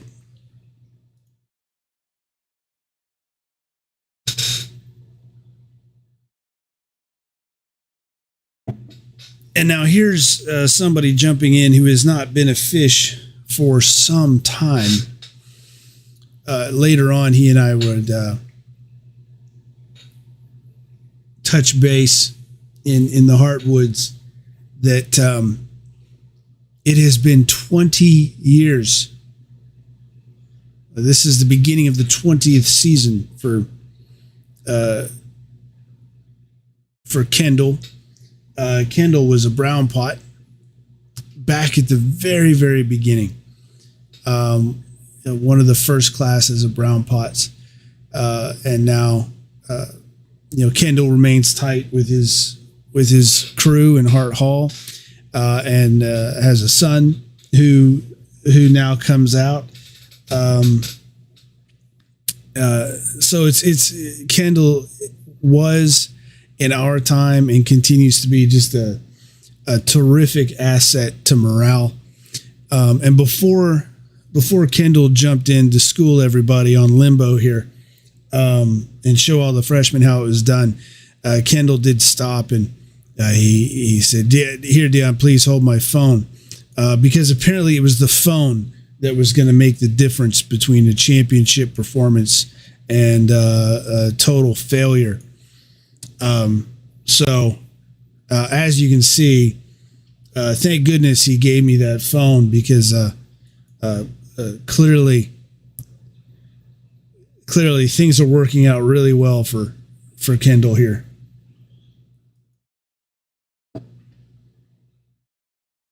Thank goodness I got that phone.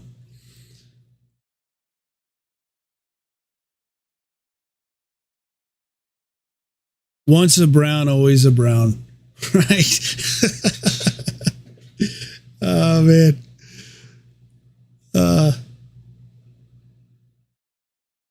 And again, we saw one of the cut class photos earlier. What's the difference between junior red pots and brown pots? What is the brown pot personality like? Here it is. Not only is it fun, but it apparently never goes away.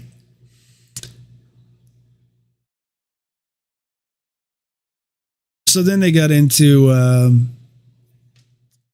again some more games here. We're doing some sort of shot put type action with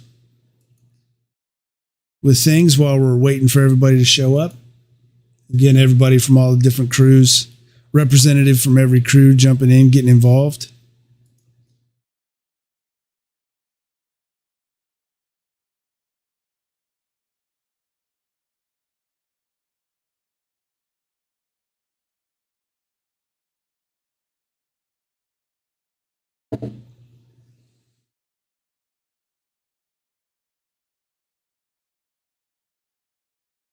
More of that reminder that it doesn't matter where you come from, core, non-reg, whatever your dorm you're in, everybody's in this together and having a good time. Or, as we'll see later, working incredibly hard. But, started off with a little bit of fun.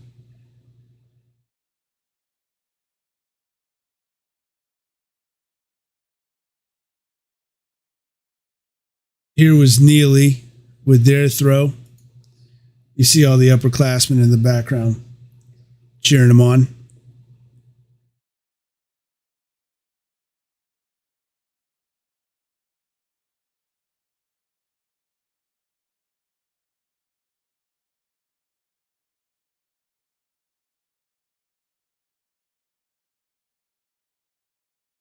A pelt. No, Schumacher. I apologize. Apologies, Schumacher. There's Schumacher. Lechner's back there. Some of Neely here. But now we're getting down to business, getting everybody's attention, having the cut class, the on-site cut class for anybody that missed the Dixie Chicken cut classes, the preseason cut classes, introductions,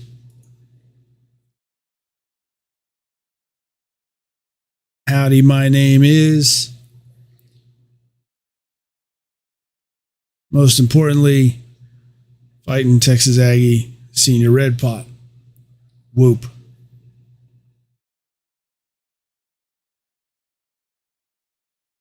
Junior Red Pot introductions.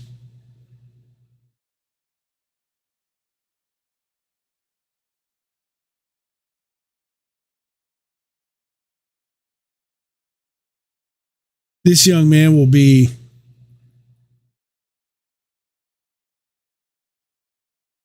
joining the Marines upon conclusion of his service to Bonfire.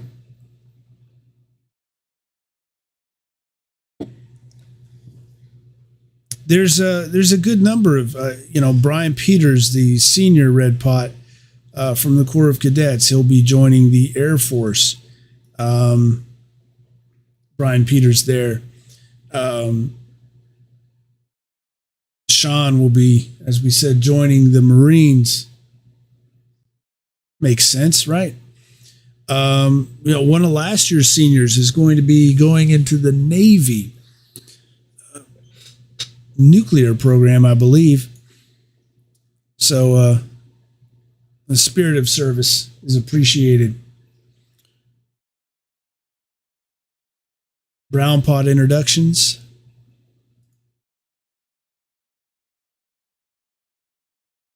Some of the introductions changed. Some of them were still the same from the Dixie Chicken cut classes.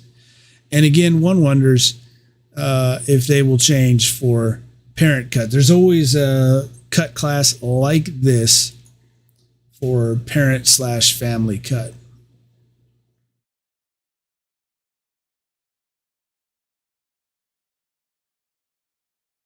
This is my seesaw. You seesaw, you do not touch saw. Such a great line. I'm glad that that's become permanent. Like I said, I think it was Duke Sawyer. That's the first time I ever remember anybody saying that. I could be misremembering that. It might have come before. but Duke Sawyer's the first one that I remember. Green pot introductions. Mech pot introducing himself. The mech and the load pot introductions only happen at the on-site cut classes that you'll have at First Cut and Family Cut. So, here he is introducing himself, and knowing what was going to come next, I got to turn around and I got to catch Walton waiting with tremendous enthusiasm for him to say, look at him. They're just waiting. Any second now, he's going to say load. And he just said load. Look at how happy they are. There it is. Come on. There. He said load.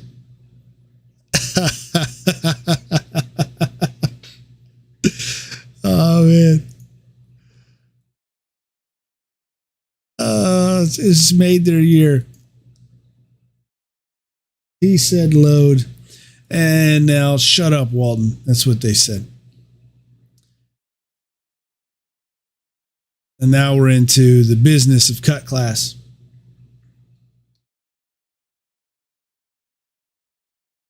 Introducing the rules.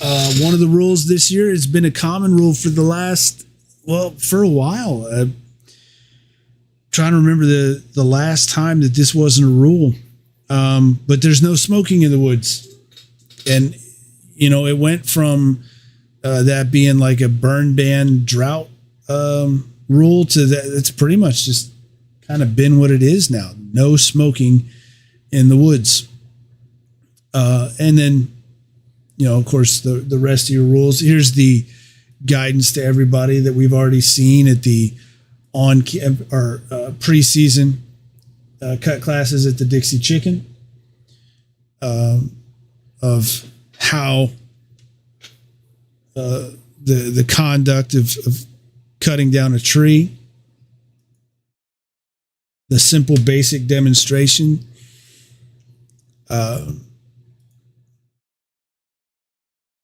tree falling, the demonstration of carrying a log. Again, there's the other thing that we always call it, but just in case anybody's kids are watching, swamping a log. And now you'll see, part of the demonstration is you want to show people that there's a right way and a wrong way. And here's one of the brown pots demonstrating one of the ways that you can get carrying a log wrong, facing the other way and yelling, face your caller, reminding everybody that there's absolutely a wrong way to get underneath a log. And the brown pot's, again, part of the fun, intentionally getting it wrong and being corrected in front of everybody. Always a couple brown pots face the wrong way and face your caller, and the junior red pot interrupts and yells, always face your caller. Once you've seen one cut class, you can almost play out all of the rest of them. Now here's Hart's yellow pot back in the woods.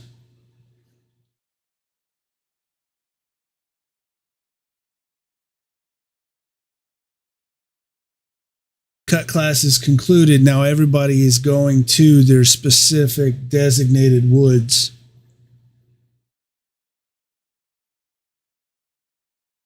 And trying to get that look of just how many there are, and there were a lot.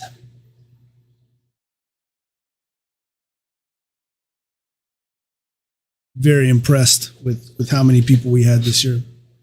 We're 2 minutes away from announcing the winner of the print. As people walk into the woods here, now's a good time. We see one of the junior red pots here. Beginning a day's worth of walking.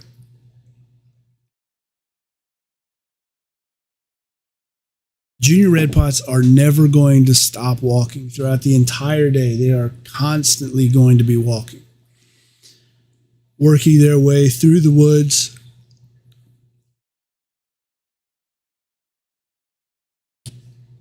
To every set of woods, constantly on the move. And it was this junior red pot here that we had track his mileage for the day. And so the challenge was, who could guess how far this junior red pot walked in a single day? So I'm going to go consult the comments here real quick on the Instagram post, on the Facebook post. I think I got a couple guesses on Twitter, and we're going to figure out who guessed correctly.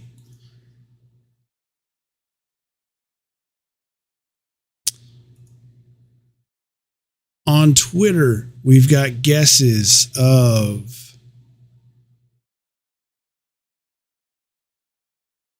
we have a guess on Twitter of 21 miles.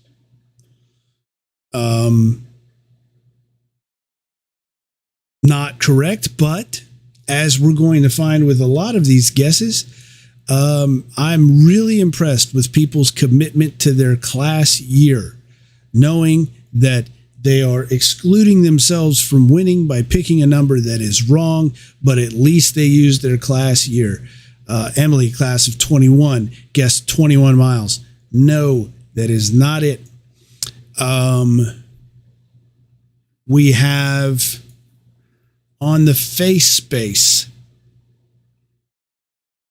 Let's look at the comments we have here on the face space.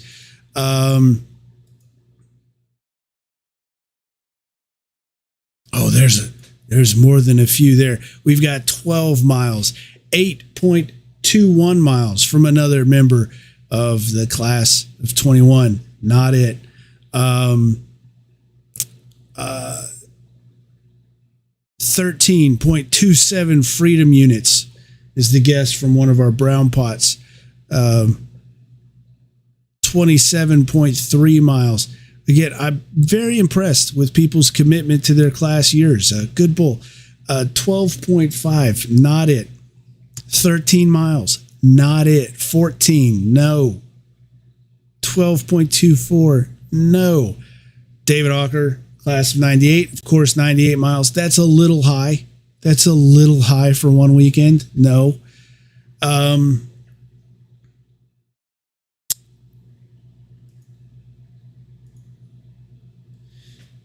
I know there were some guesses on Instagram. This will be the last place we check.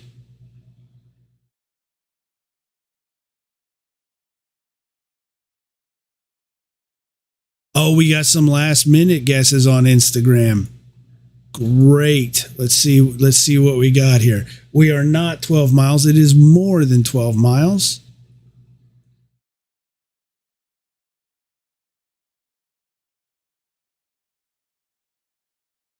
Almost 20 guesses on Instagram. Not 12, not 10 miles, not 13, not 11. Aggies in one weekend, not even one weekend, in one day, one junior red pot, specifically this junior red pot, walked 15.7 miles. 15.7 miles. And Robin Zipes guessed 15.6 miles. So that's the winner. 15.6 miles is the guess. The actual number, 15.7 miles in one day of constant walking. In bonfire terms, it is called walking with a purpose. So Robin Zipes is going to get a print.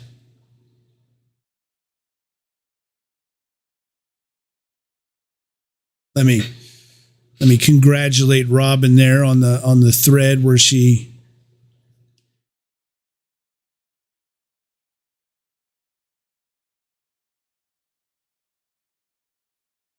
made her guess.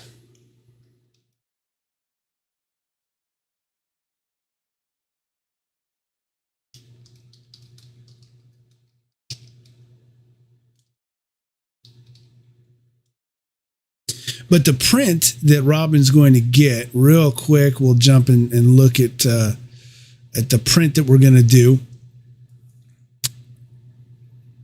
I really liked how this one turned out. I was really surprised by it. I don't know if I'm ever going to be able to repeat it. I hope I'm able to repeat it, but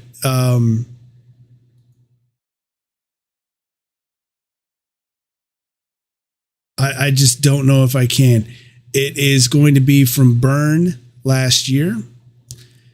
Let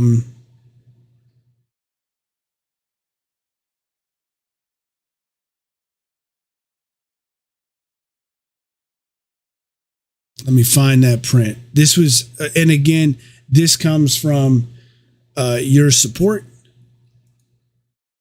It's through your support that I'm able to take leaps forward and do stuff like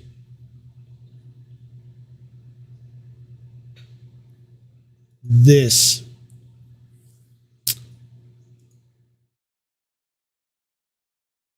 This will be the print that Robin gets. This is a time lapse of the torches going around stack. This is almost, I believe this is one full lap around stack. The seniors there, and of course the juniors, but it's the senior giving the signal to go towards the stack. And actually, this is going to be the one. There's the signal, and you can also see not just the signal, but the going towards the stack with the torch. And the lighting of the stack, all in one long exposure.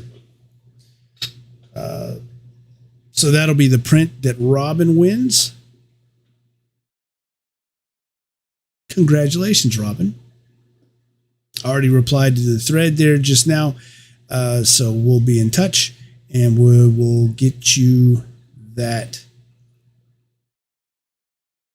print.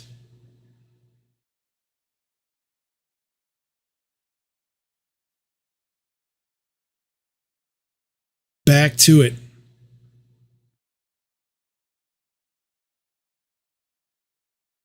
So even though we're in woods that have already been worked on, there is still some clearing that has to happen.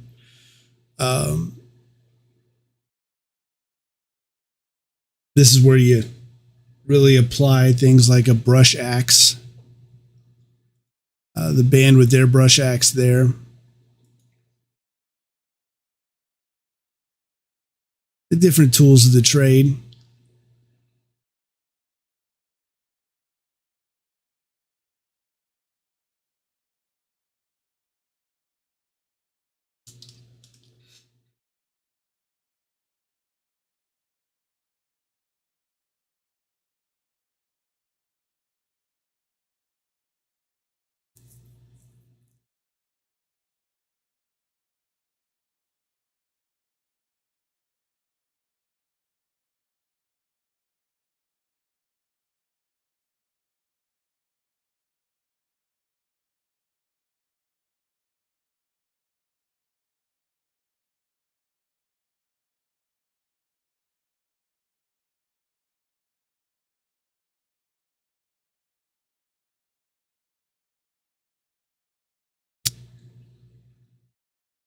There we go. Different tools of the trade there. The brush axe is a terribly useful tool with clearing brush. Also, getting ready, sharpening axes. There's FHK woods. Somebody spotted a toucan. They're all trying to get a good look at the toucan there. As happens sometimes. Sometimes, there's a toucan and everybody needs to turn and look at the toucan. That's what they're doing. Everybody pointing towards that toucan. I think the toucan got away without being seen that time. Sometimes you don't end up seeing the toucan. Now here we're in Schumacher Woods, setting a wedge at the new standard for wedge heights. Look at that. Beautiful. Great height for a wedge, especially at the beginning of the season. As you get used to setting a wedge low, you're going to get better and better at it. And you're going to get more and more comfortable with getting every inch out of the tree. Going back to, I think it was Jake Nolan, I believe, was the first from Schumacher that I saw just bringing just an exquisite axe out. And so Schumacher, to my mind, really brings out really good axes. I could be wrong, but I think I remember Jake actually having a competitive axe. I'm not sure if it was actually a Tuatami, but I got to check with Jake and make sure I'm remembering that correctly. It might have been a Tuatami, one of those competitive professional grade axes. But, before you get to that, you got to walk before you crawl. And here's one of the fish using the Fiskars. For a long time, I just, on principle, didn't take pictures of Fiskars. But then I realized I was letting my feelings get in the way of photographing what was actually happening. So I have been including Fiskars. But here again, we're a real axe. This is the previous year's head stack coming to cut with his old crew. Look at it. This is a good wedge height right here. This is getting almost every inch you can get out of a tree. So props to Schumacher, who felt like always kind of had slightly taller wedges than everybody else. And yet, first tree of the year, Schumacher is doing a great job on that wedge there.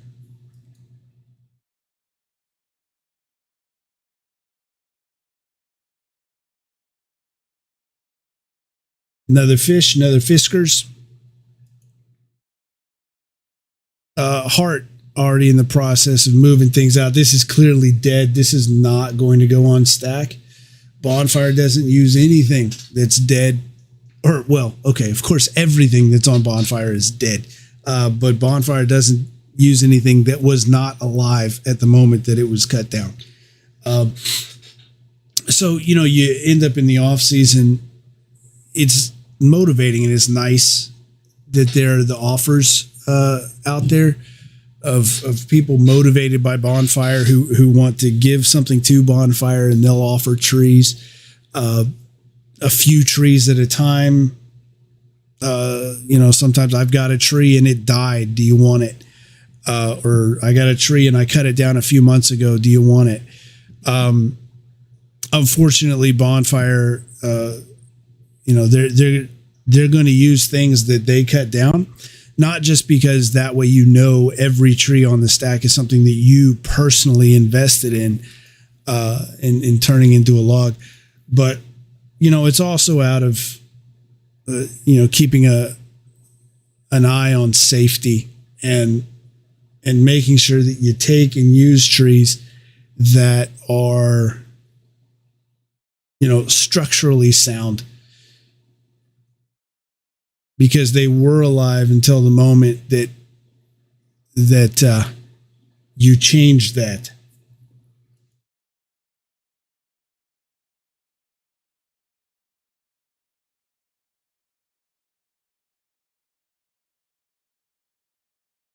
So here we're still in Heartwoods.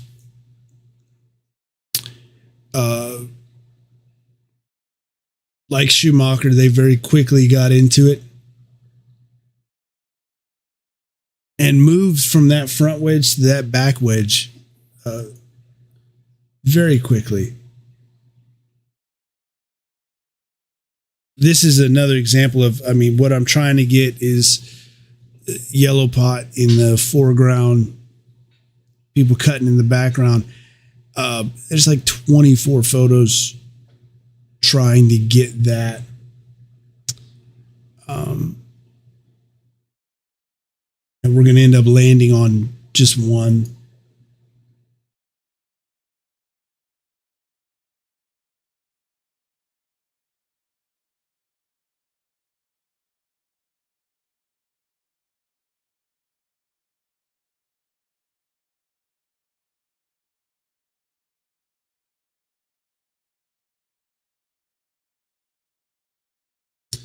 Chief monitoring the progress there and giving instructions, inside.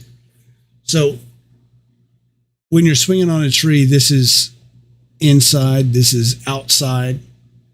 And so the chief is going to be kind of giving some guidance here. Go to the inside, go to the outside, trying to make sure that the wedge develops evenly and uniformly, so that you end up landing the tree where you want it to land.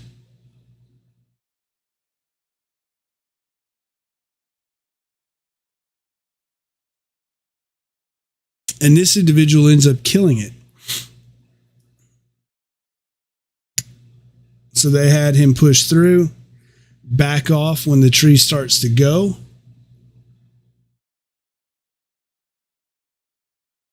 And the tree here is clearly gone. Right?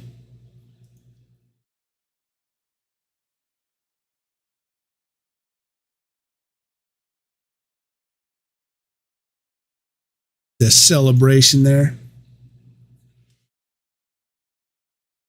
And as every crew has their different warm-ups before cut, every crew's got their different ways of celebrating a kill. And in Heart, they're fond of the sniff snuff.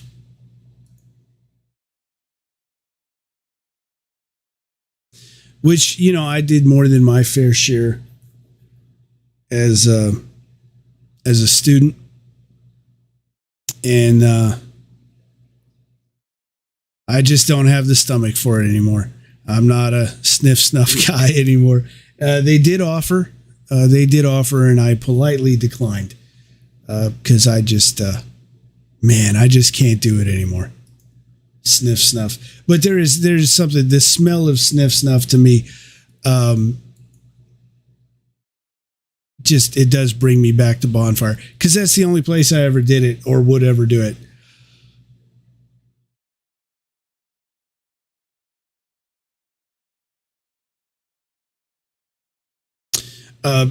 Here we have somebody who clearly there's something wrong with them. They're swinging with the wrong hand, the left-handed person.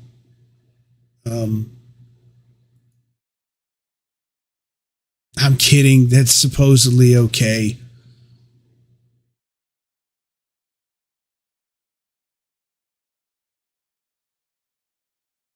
But we are at Neely Woods now. This is one of last year's chiefs from Neely, helping illustrate to the fish there.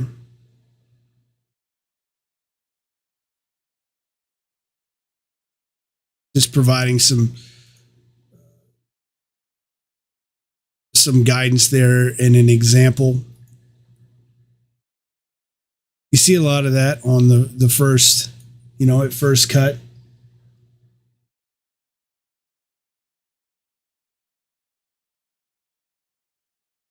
It's a cool dynamic. I mean, it's one thing to see it in the non-reg woods, to see upperclassmen taking the time to help underclassmen and fish understand how to do this job. It's really cool when you see it in the core woods, because there's that dynamic on the quad, this upperclassman to underclassman dynamic, and to see that become something different at cut is really cool. I mean, there's still the dynamic, your upperclassmen in the core are still your upperclassmen, but it's carried out differently at Bonfire. And in a lot of ways, you get to know your upperclassmen in a different way, in a way that's still respectful and deferential, and maybe even more so, because now there's real stakes in listening to your upperclassmen and following their guidance. But it's just a different dynamic. It's almost maybe a cooperative dynamic. It's unique and it's outstanding. And there always was that sort of, you're on the quad, you're in the core, you conduct yourself one way, but now we're out here and we're doing this, and it's different. Now here we're in Leggett Woods. Leggett is the adoptive home of my children, who, after years of wondering where I would be on the weekends, they got to a point, each in their own time, that they could come out and they could do work and actually be an asset. And Leggett is where they landed. We've seen them in prior years.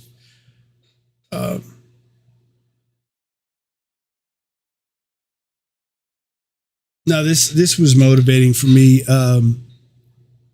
She was starting to get gassed on this tree, and her dorm pulled her through. A couple times when she wanted to trade out and let somebody else go, her dorm pulled her through, and she killed it.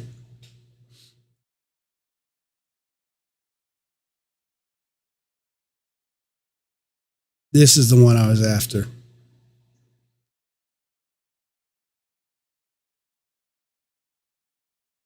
Little gassed through the canopy of the tree that she just took.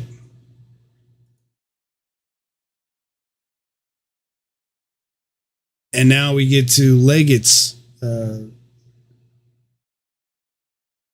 ceremony after killing a tree. We saw Hart's got their sniff snuff drill. Leggett has got the pixie sticks. They put the pixie stick on the wedge.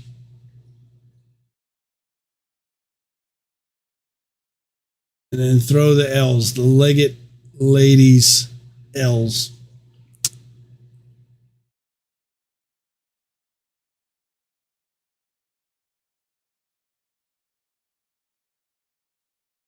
Moving on to the next woods, encountered a brown pot who broke the fourth wall. So much for candid, right?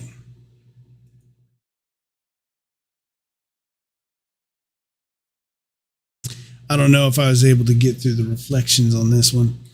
One of the greens running the tractor hauling logs. We get to Kruger Woods.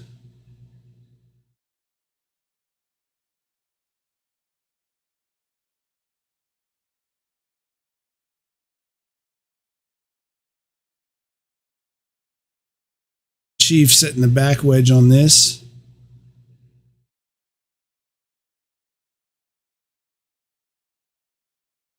One of the members of their crew brought out a video. Fancy high-tech little gimbal gadget there.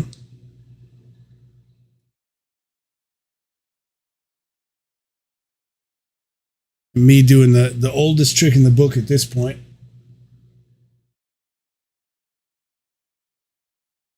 There. Picture of a picture.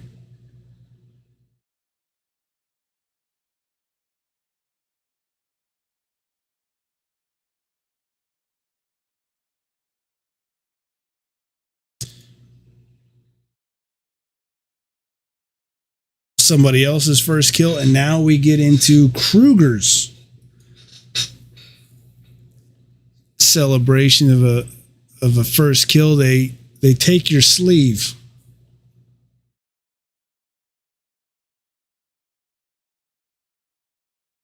You know, the indicator that you have killed a tree. Again, everybody's got their own way of their own ways in their woods.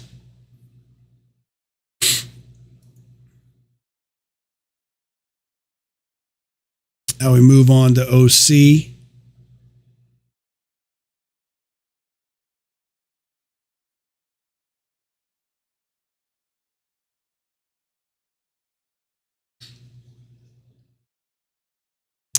I think this is the one that we're after here with this one.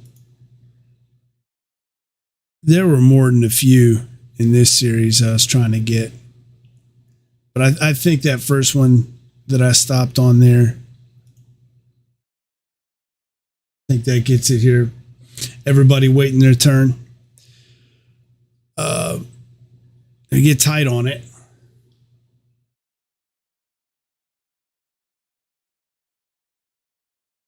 And again, as happens with photos like this, it takes a lot to get the one. I think this is the one for this series.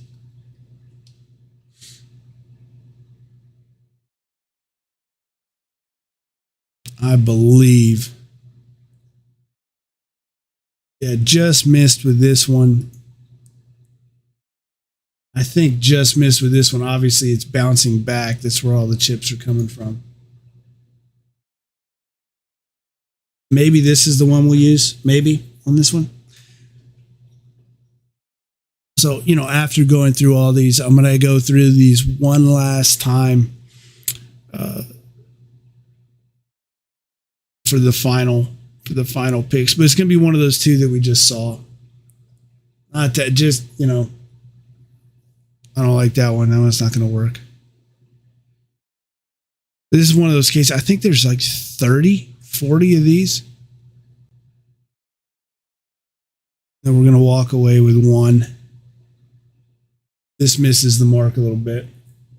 So it was one of those two that I mentioned.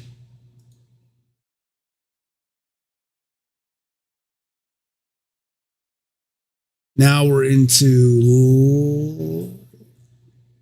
No, we're not in Legner Woods. This is a dead red pot from last year who is visiting Heartwoods.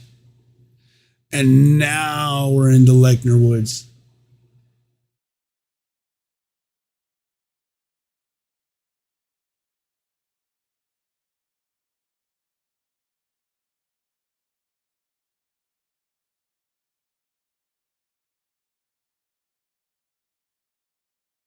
Tried to slow it down a little bit so we could get some of the motion, some of the movement in the shot.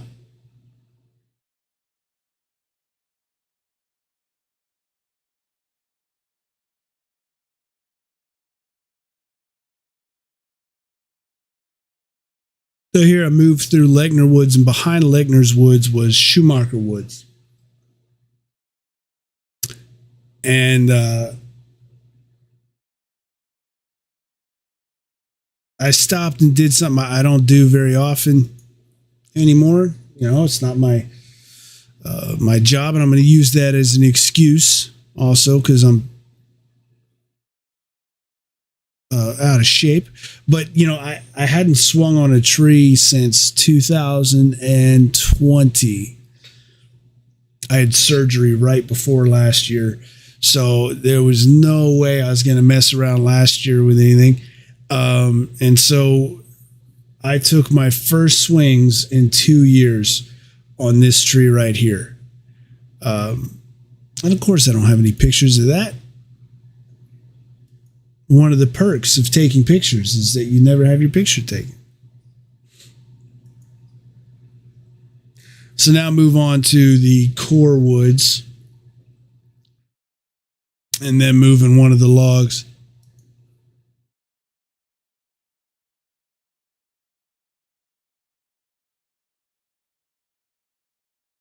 Butt pot culling the log.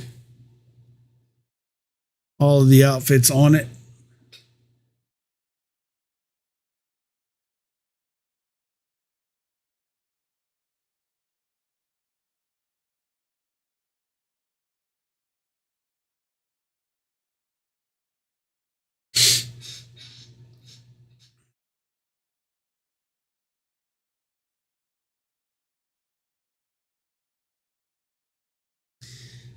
If you've never carried a log before, it can be surprising how heavy it is, but then again, it can also be surprising how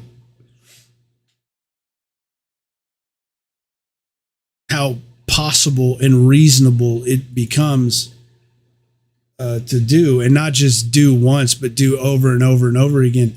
Once you learn to be part of a team and work together, and once you learn how that works, when it works well, you wind up surprised that, wow, this is repeatable many, many, many times as it needs to happen. Carrying a log that, by the end of the season especially, is going to weigh more than a freaking car. And doing that together as a team, you learn a lot. Especially working outside of, the teams that you're supposedly assigned to, working together with others. Now, this axe handle is the axe handle of the butt pot who is swinging now. So I'm trying to get that.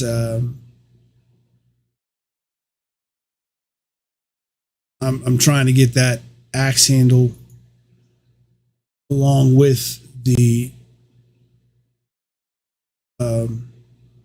action of the butt pot who that axe handle belongs to doing work. The core has got outfit level butt pots, and then at the top level they've got core wide butt pots that are designated NSW and CLH, Nathan Scott West and Christopher Lee Hurd, two from the Corps of Cadets who passed away in Bonfire 99. Yet again, more of the reminders that Bonfire carries with them at all times of those who passed in 99, and understanding now that 99, most of these young Aggies weren't born when Bonfire fell, and yet they remember them. We're getting to the point that this year, next year, year after that, and the Aggies who are leading and building Bonfire, it's possible that none of them will have been born when Bonfire fell. And like we say, yet they still remember them.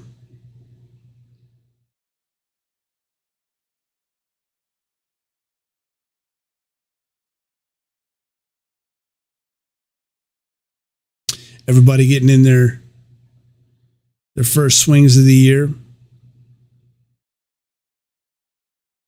The first swings of their entire bonfire experience, actually.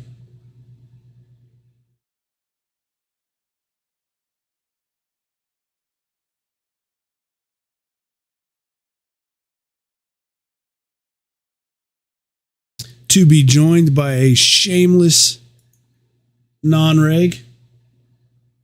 Not only that, but head civilian.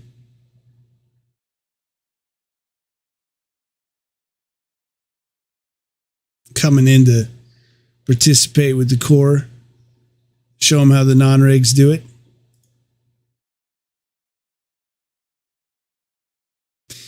And so it was after this, I took a walk for a little hydration at the truck. And when I'm coming back from the truck, I heard music to my ears. The sound of logs landing on trucks. So I was able to get on the first weekend, and this is one of the perks of cutting on land that you've already cut before. Load site is already ready. The woods are already open. Logs are already showing up to load site. And so they're loading, full on loading on the first day. So, of course, I had to get that. Now, there are no pots at load site except for the crew chiefs will wear their pots. There's no trees coming down anywhere near the area. No work from above, right? And so it's the safest and most proper thing to do to not wear your pot at load site. And so that's the rule. No pots at load site. And every log that winds up on the bonfire stack comes through load.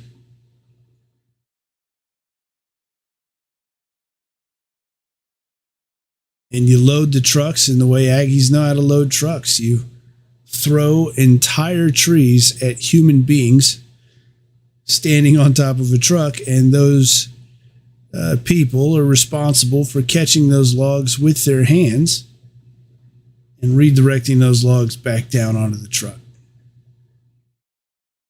You have not lived until somebody throws a log at your face. I'm telling you. That it's such a rush.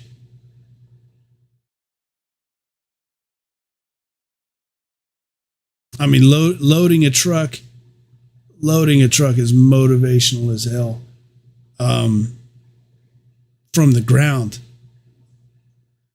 but from up on the truck, oh man, I haven't been on the truck in a few years. This might be the year that I see if they let me back up on a truck again. I need my fix.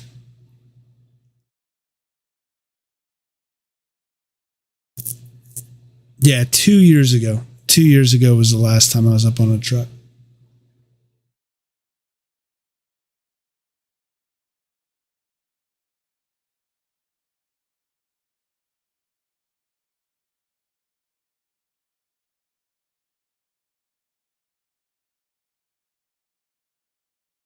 Senior head stack had been moving a log and laid his pot down. And of course, nobody's going to touch his pot. And he moved from one log to another until he was separated from his pot. And so he had to borrow mine.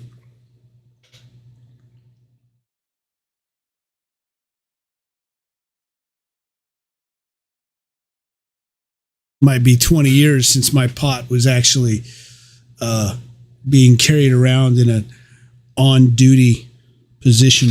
So that was fun. Back in Kruger Woods. Folks, we're at 200 more photos to go, and we are through reviewing the preseason and first cut of the season.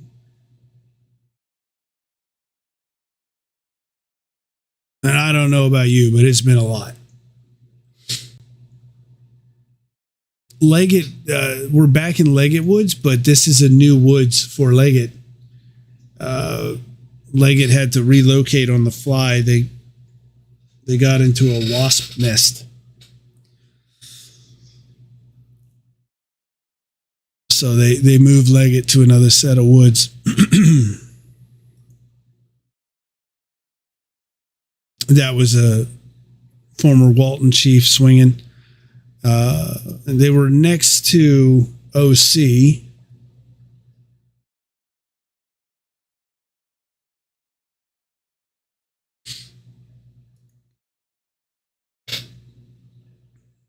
Again, I like finding the handles and stuff.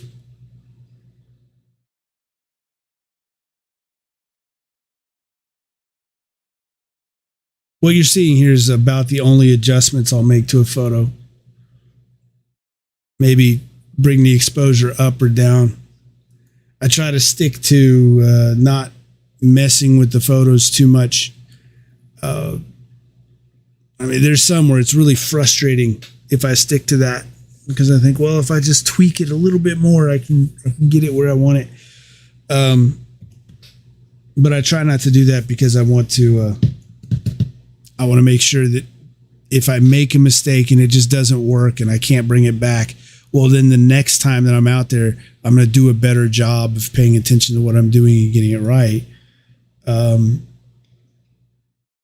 And so I never fall into this habit of just spray and pray and then fix it later. It's just not the way to do it. So I lose some photos that just aren't, I refuse to recover from. But to my mind, it makes me do better at what I'm doing, or at least try to do better. So anyway, that's my soapbox. Coming through Neely Woods, a sizable. This is a first tier log. This right here is why you lower your wedge, to get every last inch that you can out of a log.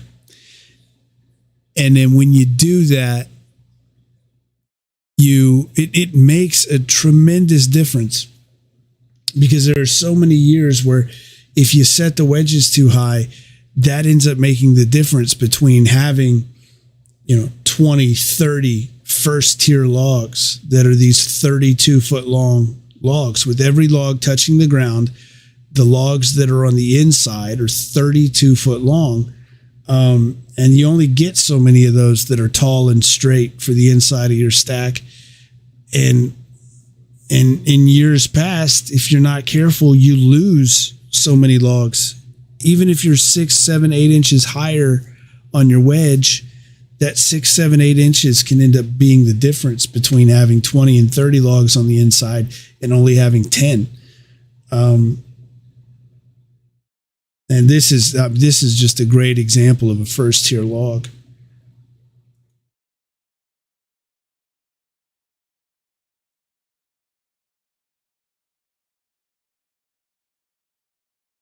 Calling the log out. The general rule of thumb is on calling a log, you want somebody else breaking the fourth wall there. Saw me. You generally want trees on stumps, stumps on trees. So your tallest folks, trees on the stump end, stumps, your shortest folks, on the tree end. Trees on stumps, stumps on trees.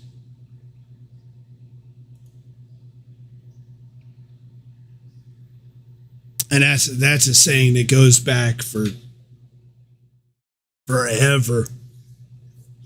That's not new. Many Aggies remember that.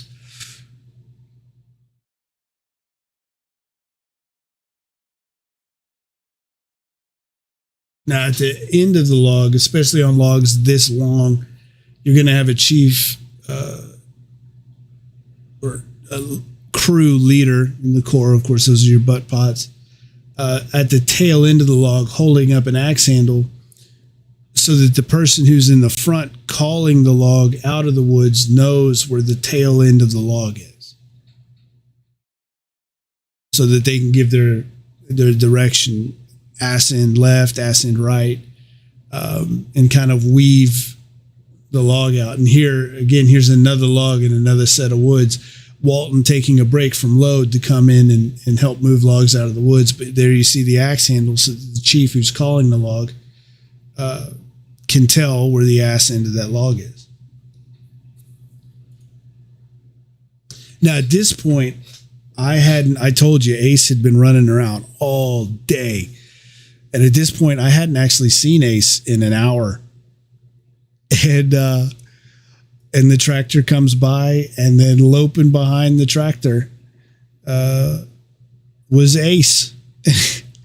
And he's deaf now, practically deaf. And so he didn't hear me whistle at him. And so I just kind of watched him see where he went up the road. And he followed the tractor all the way to load site is over, well, off here to the side. Followed the tractor all the way to load, and then took off and made another huge loop through the woods and back to about here is where I found them again. Like I said, that guy has a hard time getting on the bed at home now. But yet he got out to the woods for first cut, and it was like he was a puppy again.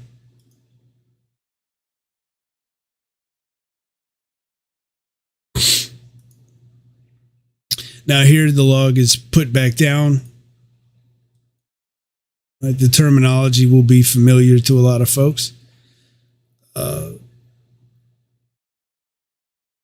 1, 2, halfway down, 3, 4, slow to the ground, and he binds and he rolls. Yes, it had been rolling on this side, so everybody cleared out, and you control the roll. And then we're on to picking up another log, again back in the core woods. And I think this was the end of my day, was here at the core woods.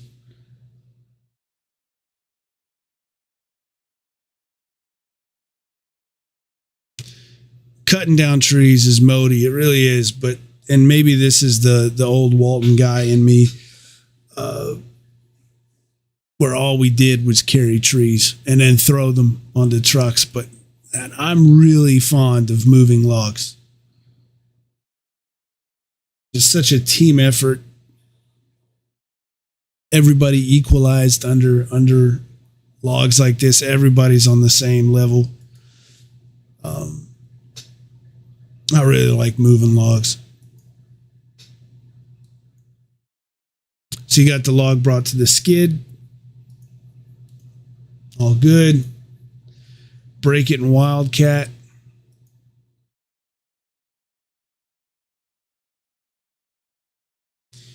And back to find another one. You know, like I was talking about the dynamic of leadership and fish. You know, when you're on the quad, there is that, you know, there is that core dynamic of underclassmen to upperclassmen. And it can be, you know, you'll go your whole fish year, you know, not having a whole lot of hope of breaking through that. And, you know, Bonfire is one of those places where you can interact with your upperclassmen, again, in a way that doesn't break down that hierarchy, but enforces it and enriches it. And then you get these moments like the butt pot for the outfit, just getting to connect with the fish in a real human way and in an interested way. And, you know, at this point they were just kind of talking about their day and how things were going and you know, what their motivation levels were. And I mean, it's a great dynamic. It's a great dynamic, and you're not going to get this sort of experience, which is useful and, in my opinion, necessary. You don't get that outside of the woods. And I got a lot of respect already for this butt pot. It is my understanding of the situation that when he wanted to offer freshmen the opportunity to come participate, that he was given poor guidance that why would they do that? I mean, bonfire is a fading tradition was the guidance that he was given, which is, of course, patently absurd. And he had the wherewithal to say, I will prove you wrong. Give me the opportunity and I will prove you wrong. And that's what he's doing. So a lot of respect to this butt pot and to every leader in the Corps of Cadets who's got the courage to challenge the people that they're reporting to, which is quite often their peers, who for whatever reason can't find it within themselves to participate in this way, or can't find it within themselves to believe it. It takes great leaders to break through that and afford freshmen the opportunity to participate. So outstanding work by that butt pot and every leader in Corps and non-reg that's doing yeoman's work on bringing this opportunity to Aggies. And, for anybody who builds Bonfire now, who doesn't already know this, there's this idea that, back in old Army, everybody loved it and everybody did it. And the plain fact of the matter is that Bonfire has always been a tradition that is so demanding and so intense that it is not possible and was never possible for everybody to want to do it and for everybody to actually do it. It was always too hard for a lot of folks. And even back when people talk about, it used to be mandatory for everybody, the people who led Bonfire back when it was, quote, mandatory for everybody will tell you that, yeah, sure, it was mandatory at some point, you had to come out there. But at the end of the day, sometimes you'd have to drag people kicking and screaming. So if you're building Bonfire now, don't let yourself, fall into the legend and mythos of old that says everybody did it. And what a shame. You've only got hundreds of people who are doing it now. Well, guess what? That's what you always had before. It was always hundreds of people that had the ability to do the job and do it at the highest level. And everybody else came in and tapped out, right? You're exactly where you need to be and you're doing an outstanding job. And anybody who would disagree is either crazy or just can't say out loud that they don't have the rough, tough, real stuff that you have. So, keep digging deep. And as I've said to anybody before, if you've ever got any issues or concerns or whatever, that's part of what I'm here for. Come talk to me if you think that you've got anything that's insurmountable. Obviously, in this experience, you're learning that there's nothing that you can't surmount. But if you really feel like you need some help in any particular situation, let me know. And we'll square it away. And by we, I mean you. But I'll at least give you a pep talk before you do. Anyway, again, another soapbox. Proud of y'all. Y'all are doing an outstanding job. Even, believe it or not, a load pot cutting down a tree. See, this is the incentive that the other crews have. Hurry up and start cutting down these logs, because if you don't, then Walton's going to run out of logs at load site, and then you're going to have to put up with Walton in your woods. So hurry up and give them something to do.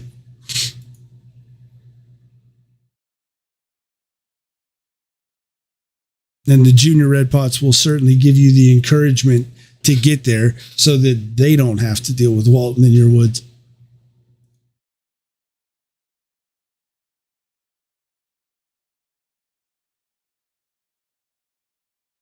So ultimately, everybody expected fully that the load pot would finish the job. He was working on that tree for a while.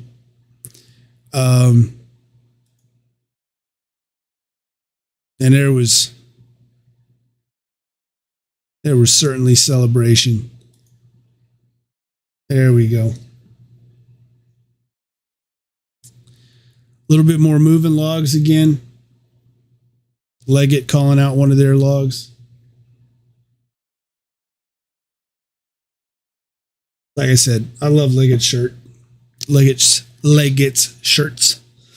This one specifically.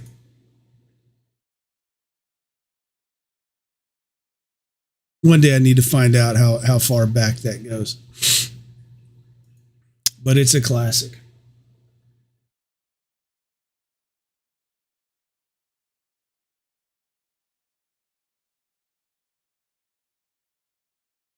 There we go. Do another canopy there.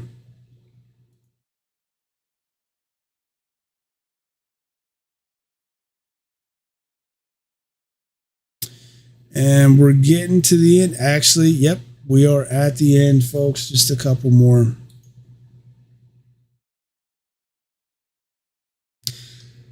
So that's it. That is, whoo, goodness gracious. That is 2,334 photos. Granted, we only stopped on a few of those, but we made it through. And like I said, at some point between now and Friday evening, I'm going to go through one last time and double check the things that I've flagged, see if I've missed anything, see if we got the right ones picked out, and we'll get them posted. These will actually be posted in 3, maybe even 4 different collections on the gallery online. Dion-c.me is where the photos are posted. Dion-c.me. And we'll have these posted, the 12 Fires visit, Chief Cut classes, and First Cut. Again, thank you to everybody who, as we saw earlier, there's steps taken forward with some new equipment that I'm very excited about. Thank you for your support on Patreon, patreon.com/DionC You make these steps forward possible. Thank you for your support for Bonfire. To you Aggies who are listening, who build it, thank you most of all for building the hell out of Bonfire. You're doing an outstanding and extraordinary job. We're all proud of you. And I hope that these photos will help spread the motivation that you're building. Thank you to everybody. Thanks for Bonfire. Build the hell, Aggies. Gig 'em.